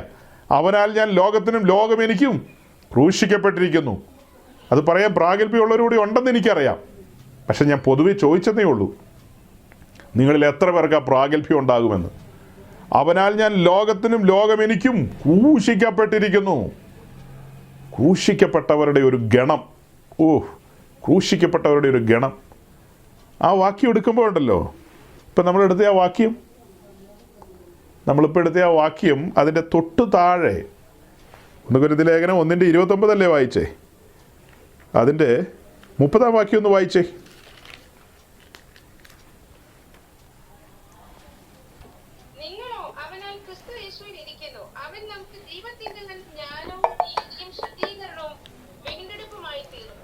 സഹോദരങ്ങളെ ശ്രദ്ധിക്കുക. ഈ 1-ാം അധ്യായത്തിൻ്റെ 30-ാം വാക്യത്തിലേക്ക് വരുമ്പോൾ, നിങ്ങളോ അവനാൽ ക്രിസ്തുയേശുവിലിരിക്കുന്നു, അവൻ നമുക്ക് ദൈവത്തിങ്കൽ നിന്ന് ജ്ഞാനവും നീതിയും ശുദ്ധീകരണവും വീണ്ടെടുപ്പുമായി തീർന്നിരിക്കുന്നു. അപ്പോൾ 29-ാം വാക്യത്തിലൂടെ എന്താ പറഞ്ഞത്? ഒരു ജഡവും ദൈവസന്നിധിയിൽ പ്രശംസിക്കാൻ പാടില്ല എന്നുള്ള കാര്യമാണ്. അതിന് മുകളിലുള്ള കുറേ വാക്യങ്ങൾ ഞാൻ പറഞ്ഞു, നിങ്ങൾക്കറിയാം, കയ്യിൽ പുസ്തകം ഉണ്ടല്ലോ, നിങ്ങൾക്കറിയാം. ആ കുറേ വാക്യങ്ങളിലൂടെ നമ്മൾ കാണുകയാണ് നമ്മുടെ ആ പഴയ അവസ്ഥയാണ്, നമ്മൾ ആരായിരുന്നു എന്തായിരുന്നു എന്നൊക്കെയുള്ള കാര്യമാണ് ആ വാക്യങ്ങളിലൂടെ നമുക്ക് മനസ്സിലായത്. അതാ ഞാൻ പറഞ്ഞത്, ഒരു കണ്ണിനും അലിവ് തോന്നാത്ത സാഹചര്യത്തിലായിരുന്നു നാം. ഒരു കണ്ണിനും അലിവ് തോന്നാത്ത അവസ്ഥയിൽ അവിടെയാണ് രക്ഷാകരമായ ദൈവകൃപ ഉദിച്ചത്. നാം കടന്ന ആ പടുകുഴിയിലേക്ക് സുവിശേഷം എന്ന ക്രെയിൻ ഇറങ്ങി വന്ന് നമ്മെ കോരിയെടുക്കുകയായിരുന്നു. നമ്മളെ റിക്വസ്റ്റ് കൊണ്ടൊന്നുമല്ല, അവന് നമ്മളോട് കരുണ തോന്നിയിട്ട് തൻ്റെ കൃപയാൽ നമ്മെ ഉദ്ധരിച്ചു, നമ്മെ പൊക്കിയെടുക്കുകയാണ്. അല്ലേ? എന്തൊരു ഭയങ്കര സംഭവം അത്. പൊക്കിയെടുത്തുകൊണ്ട് വരിക. ചീഞ്ഞളിഞ്ഞ പരുവായിരുന്നു, ദുർഗന്ധമായിരുന്നു വമിച്ചിരുന്നത്. പൊക്കിയെടുത്തുകൊണ്ട് വന്നപ്പോൾ ദുർഗന്ധമായിരുന്നു വമിച്ചിരുന്നതെന്ന്. ദുർഗന്ധമായിരുന്നു. ഇതെല്ലാം തന്നെ ഇരുന്ന് ധ്യാനിക്കുകയാണെങ്കിലുണ്ടല്ലോ, ചുടുകണ്ണുനീര് വരും. ചുടുകണ്ണുനീര്. നാറ്റമല്ലയോ വമിച്ചിരുന്നത്. പാട്ടങ്ങനെയല്ലേ പാടിയത്? അങ്ങനെ പാടിയിട്ടുണ്ടോ? ചേറ്റിലല്ലയോ കിടന്നത്, നാറ്റമല്ലയോ വമിച്ചത്. എല്ലാവരും അതൊന്ന് ഓർത്തുകൊണ്ട് ഇന്ന് പിരിയാം. നമുക്കിന്ന് നമ്മുടെ പ്രധാനപ്പെട്ട പ്രസംഗ വിഷയത്തിലേക്ക്, കഴിഞ്ഞ ആഴ്ചത്തെ വിഷയത്തിൻ്റെ കണ്ടിന്യൂവേഷനിലേക്ക് പോകാൻ പറ്റിയില്ല. പരിശുദ്ധാത്മാവ് എന്നെ ഇങ്ങനെയാണ് നയിച്ചത്. അതങ്ങനെ പോട്ടെ. ദൈവം അനുവദിച്ചാൽ നമുക്ക് അഗ്നിയും അന്യാഗ്നിയും ഒക്കെ അടുത്ത ആഴ്ച ബാക്കി പൂരിപ്പിക്കാം. ഇവിടെ വലിയൊരു ഓർമ്മപ്പെടുത്തലാണ് വരുന്നത്, വലിയൊരു ഓർമ്മപ്പെടുത്തൽ. ആ നാറ്റം എന്താ കാണിക്കുന്നത്? പാപത്തിൻ്റെ ദുർഗന്ധമാണ്. പാപത്തിന് ദുർഗന്ധമാണോ? അതെ അതെ അതെ. അപ്പോൾ സുന്ദരന്മാരും സുന്ദരികളും ഒക്കെ അവർക്കൊക്കെ ദുർഗന്ധമാണോ? ഏത് സുന്ദരൻ, എന്ത് സുന്ദരൻ? വെറും മണ്ണല്ലേ എല്ലാം, വെറും മണ്ണാണ്. നിങ്ങൾ പറയുന്ന ഈ സൗന്ദര്യമൊക്കെ എവിടം മുതൽ എവിടം വരെ ഉണ്ടെന്ന് ചിന്തിച്ചു നോക്കുക. അത്രയേ ഉള്ളൂ. അതെല്ലാം ഗർഭപാത്രം മുതൽ 6 അടി മണ്ണ് വരെയേ ഉള്ളൂ. അതെല്ലാം മണ്ണ് തന്നെയാണ്. മണ്ണിനാൽ നിർമ്മിക്കപ്പെട്ട് മണ്ണിലേക്ക് പോകുന്നു. പിന്നെ കുറച്ച് കാലം ഇതിലെ ആടിപ്പാടി നടക്കാമെന്ന് മാത്രം, അല്ലേ? അതിനിടയിൽ തിരിച്ചറിവ് ലഭിക്കുന്നവരാണ് വീണ്ടെടുക്കപ്പെട്ട ദൈവമക്കൾ എന്ന് പറയുന്നത്. തിരിച്ചറിവ് ലഭിച്ചവരെന്നും ദൈവത്തെ ഭയപ്പെടും. അവൻ്റെ വചനത്തെങ്കിൽ വിറയ്ക്കും. അവൻ്റെ വചനത്തെങ്കിൽ അവർ വിറയ്ക്കും. ആ സത്യവചനത്തിന് മുമ്പാകെ നമ്മെ വീണ്ടെടുത്ത ദൈവത്തിൻ്റെ വചനം, നമ്മെ ന്യായം വിധിക്കാനുള്ള ദൈവത്തിൻ്റെ വചനം, ആ വചനത്തിന് മുമ്പാകെ വിറയ്ക്കും അവർ. അല്ലാത്തവർക്ക് ഇതൊക്കെ നേരമ്പോക്കായിട്ട് തോന്നും, അല്ലേ? ആ പറയപ്പെട്ട വാക്യങ്ങളിലെല്ലാം ഒരു ഓർമ്മപ്പെടുത്തലാണ്. നാം ആരായിരുന്നു? ഒന്നുമില്ലെന്നേ പുകഴാൻ. എന്താ പുകഴാനിരിക്കുന്നത്? ഒന്നുമില്ല. അങ്ങനത്തെ പരിതസ്ഥിതിയിൽ നമ്മെ ഉദ്ധരിച്ചുറപ്പുള്ള പാറമേൽ നിർത്തിയിട്ടാണ് പറയുന്നത്, ഒരു ജഡവും പ്രശംസിക്കാനില്ലെന്ന്, തല പൊക്കരുതെന്ന്. ആരോ ആണ്, എന്തോ ആണെന്നൊക്കെ ആർക്കും തോന്നണ്ട. തോന്നലുകളൊക്കെ ഉണ്ടെങ്കിൽ ഇന്ന് ഇറക്കി വെച്ചിട്ട് പൊക്കോണം.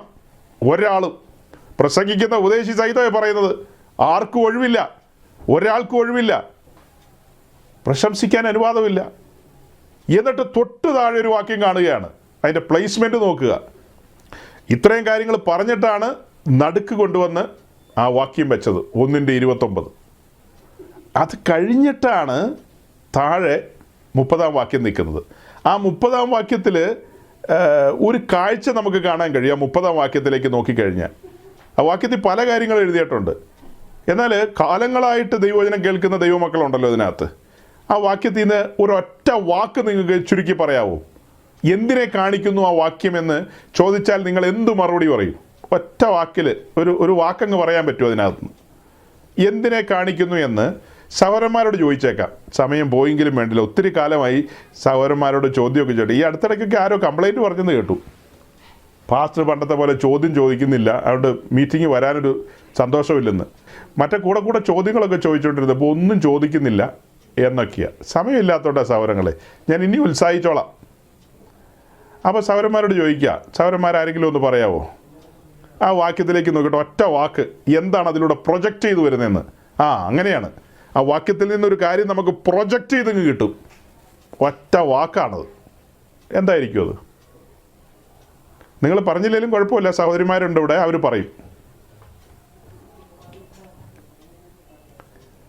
പറഞ്ഞില്ലേ കുഴപ്പമില്ലെന്ന് വെച്ചാൽ പറയേണ്ടതെന്നല്ല. ഇനി നിങ്ങൾ വാശിക്ക് പറയില്ല എന്നൊക്കെ ആണെങ്കിൽ ഞാനിന്ന് അത്താഴം ഉണ്ടില്ലെന്നൊന്നും നിങ്ങൾ വിചാരിക്കരുത്. ഞാൻ അത്താഴമൊക്കെ കൊണ്ടിട്ട് നല്ല സുന്ദരമായിട്ടുണ്ടിട്ട് മൂടി പോയിച്ച് കിടക്കും. നിങ്ങളങ്ങ് പറഞ്ഞില്ല എന്ന് ഓർത്തിട്ട് എനിക്ക് BP കൂടിയിട്ട് എന്നെ ഇപ്പോൾ വണ്ടി വിളിച്ച് ആശുപത്രി കൊണ്ടുപോകുന്നതാണോ? സങ്കടം ഉണ്ടാവും, അതൊക്കെ വേറെ കാര്യം. പിന്നെ മനുഷ്യനല്ലേ, സങ്കടമൊക്കെ ഉണ്ടാവും, അത്രയൊക്കെ ഉള്ളൂ. ഒന്ന് ആലോചിച്ച് നോക്കി, അതിനകത്ത് എന്താ നിങ്ങൾ കാണുന്നതെന്ന്. ഇത്രയും കാലത്തെ പഠനങ്ങളിൽ നിന്ന് കാണണം. ആ വാക്യമൊക്കെ ഇടുന്നൊരു സാറുണ്ടല്ലോ, വാക്യമൊക്കെ ഇതിനകത്ത് കൊണ്ടുവന്ന് ഇങ്ങനെ തള്ളി മറിച്ചിടുന്നേ, അല്ലേ? വാക്യമൊക്കെ ഇങ്ങനെ തള്ളി മറിച്ചിടുന്ന സഹോദരൻ, ആ സഹോദരനൊന്ന് പറഞ്ഞു നോക്കി.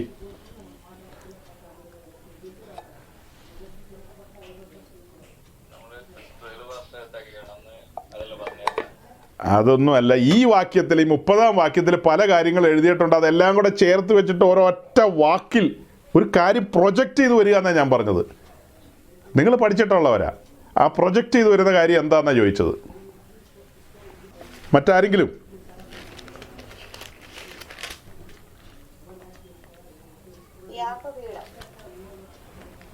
കറക്റ്റ് ആൻസറാണ് പറഞ്ഞത്. അതായത് ഇവിടെ ഇത്ര ആണുങ്ങൾ, മീശയൊക്കെ ഉള്ള പുള്ളികളും മീശയില്ലാത്തവരൊക്കെ ഇരിപ്പുണ്ടല്ലോ. ഒറ്റ ഒരാൾ പറഞ്ഞു നോക്കി.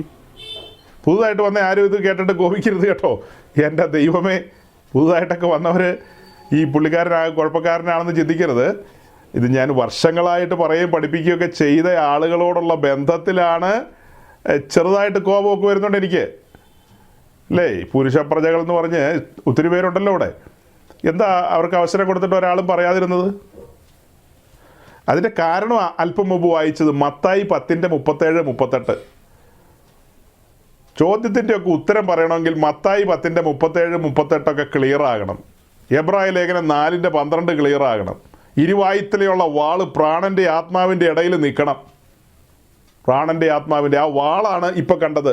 ആ വാളെന്ന് പറഞ്ഞാൽ എന്താ? അതാണ് മത്തായി 10:37-38.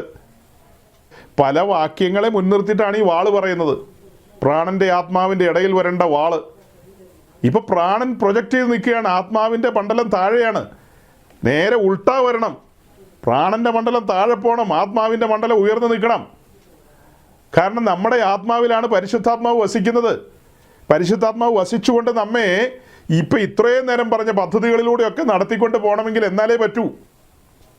ഇപ്പം പ്രാണനിലാണ് നമ്മൾ സഞ്ചരിക്കുന്നത്. സോൾലെറ്റ് ലൈഫ്.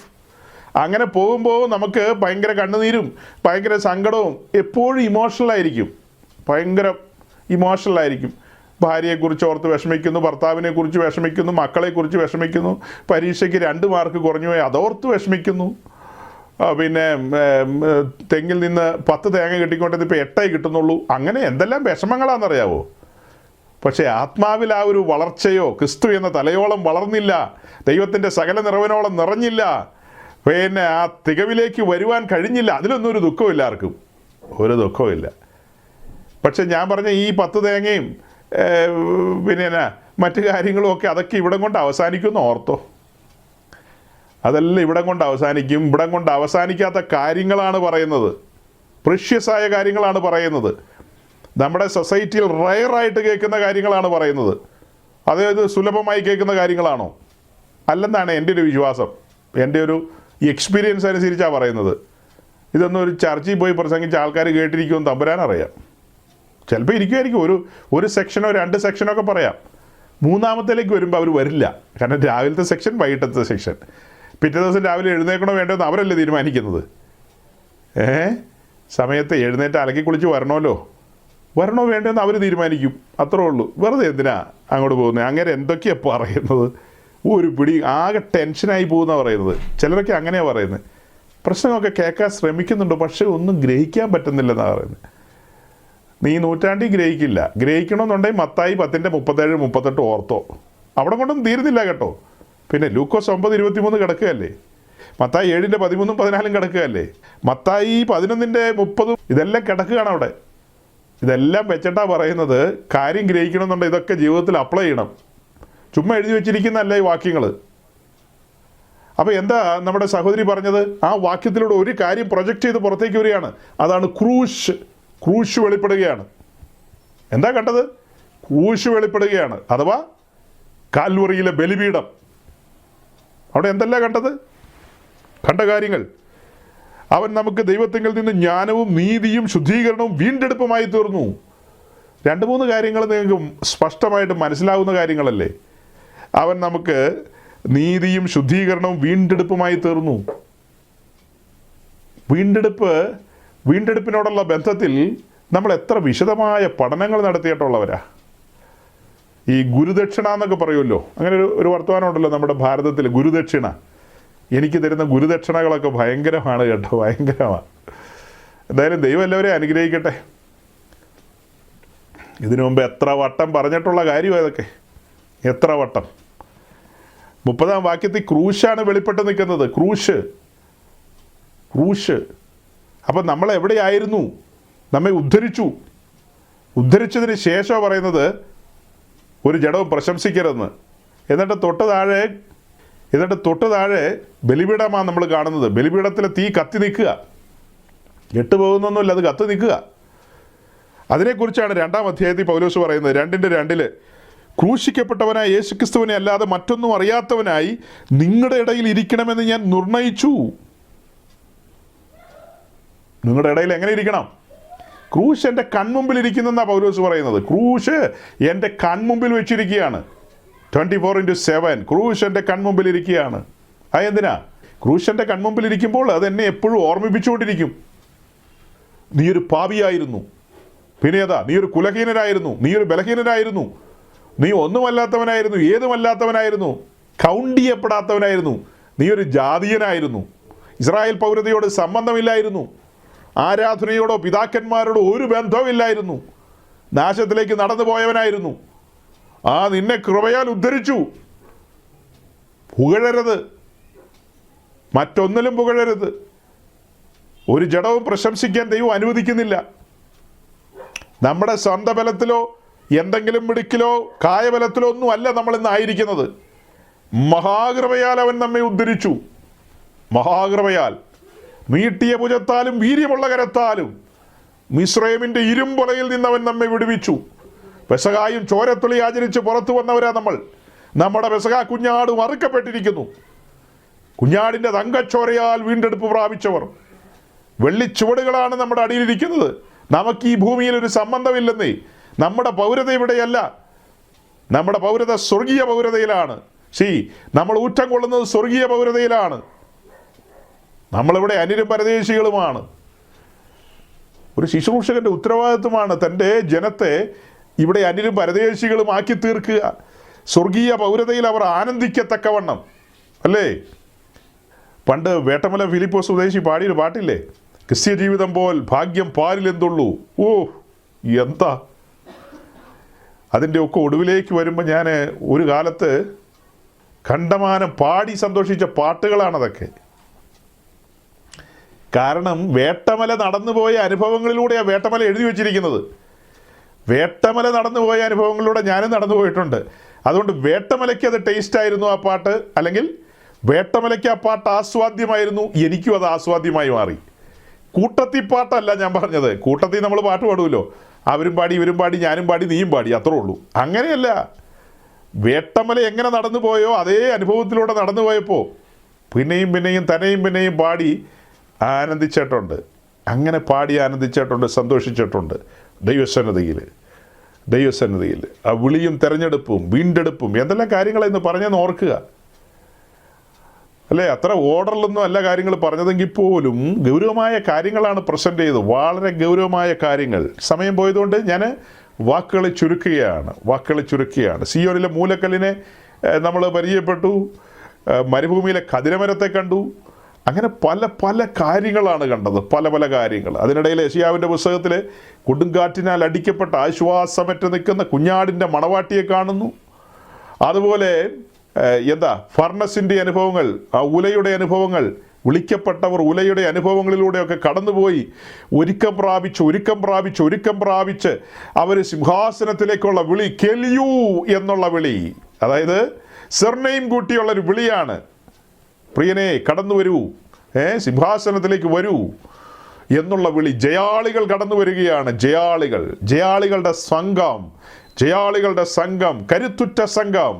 അങ്ങനെ ഒരു ഗണം, അങ്ങനെ ഒരു ഗണത്തെ സ്വപ്നം കണ്ടുകൊണ്ടാണ് നമ്മൾ ദൈവത്തിൻ്റെ വചനത്തിൽ നിന്ന് കഴിഞ്ഞ നാളുകളിൽ സംസാരിച്ചു കൊണ്ടിരുന്നത്, പ്രസംഗിച്ചു കൊണ്ടിരുന്നത്, നമ്മൾ ഒരുമിച്ച് ധ്യാനിച്ചു കൊണ്ടിരുന്നത്. നമുക്കൊരു ലക്ഷ്യമുണ്ട്, ഗൗരവമായൊരു ലക്ഷ്യം. ഇതിനിടയിൽ ആളുകൾ എന്തെല്ലാമൊക്കെ പറഞ്ഞിട്ടുണ്ടെന്ന് നിങ്ങൾക്കറിയാവോ? നമ്മളിവിടെ പോവർട്ടി ഗോസ്പൽ പ്രസംഗിച്ചെന്നോ അങ്ങനത്തെ നേരം പോക്കൊക്കെ പറയുന്ന മനുഷ്യർ ഒത്തിരി പേരുണ്ട്. നമ്മളിവിടെ പോവർട്ടിയും പ്രസംഗിച്ചിട്ടില്ല, പ്രോസ്പെറിറ്റിയും പ്രസംഗിച്ചിട്ടില്ല. നമ്മൾ ക്രൂശാണ് വെളിപ്പെടുത്തിയത്. 1 കൊരിന്ത്യർ 1:30 നമ്മൾ എന്താ കണ്ടത്? ക്രൂശാണ് വെളിപ്പെട്ട് വന്നത്, യാഗപീഠമാണ് വെളിപ്പെട്ട് വന്നത്. അത് കണ്ണിൻ്റെ മുമ്പിൽ വെക്കുകയാണ്. നമ്മൾ കണ്ണിൻ്റെ മുമ്പിൽ വെക്കുകയാണ് 24/7. അതിനെ കണ്ണിൻ്റെ മുമ്പിൽ വെച്ചുകൊണ്ടാണ് നമ്മൾ യാത്ര ചെയ്യുന്നത്. ക്രൂശിൻ്റെ വചനങ്ങൾ അത് നശിച്ചു പോകുന്നവർക്ക് ഭോഷത്വമാണെങ്കിലും വിശ്വസിക്കുന്ന നമുക്ക് ദൈവശക്തിയാണ്. ആ ക്രൂശിൻ്റെ വചനങ്ങളാണ് നമ്മെ ദൈവശക്തിയിലേക്ക് നയിക്കുന്നത്. ശക്തി അനുഭവിച്ചും ആസ്വദിച്ചും കൊണ്ട് പ്രതികൂലങ്ങളെ, പ്രതിസന്ധികളെ എല്ലാത്തിനെയും മറികടന്നുകൊണ്ട് നമ്മൾ മുൻപോട്ട് യാത്ര ചെയ്യുകയാണ്. അതൊരു ജൈത്രയാത്രയാണ്. ഈ യാത്രയിലാണ് നമ്മൾ കാഹളം കേൾക്കേണ്ടത്. കർത്താവ് താൻ ഗംഭീരനാദം അത് തന്നെ കേൾക്കണം. കർത്താവ് താൻ ഗംഭീരനാദം കേൾക്കാൻ നമുക്ക് കാതോർത്തിരിക്കാം. ഈ വചനങ്ങളാൽ ദൈവം നിങ്ങളെ അനുഗ്രഹിക്കട്ടെ. സമാധാനത്തോടെ നമുക്ക് പിരിയാം. Thank you.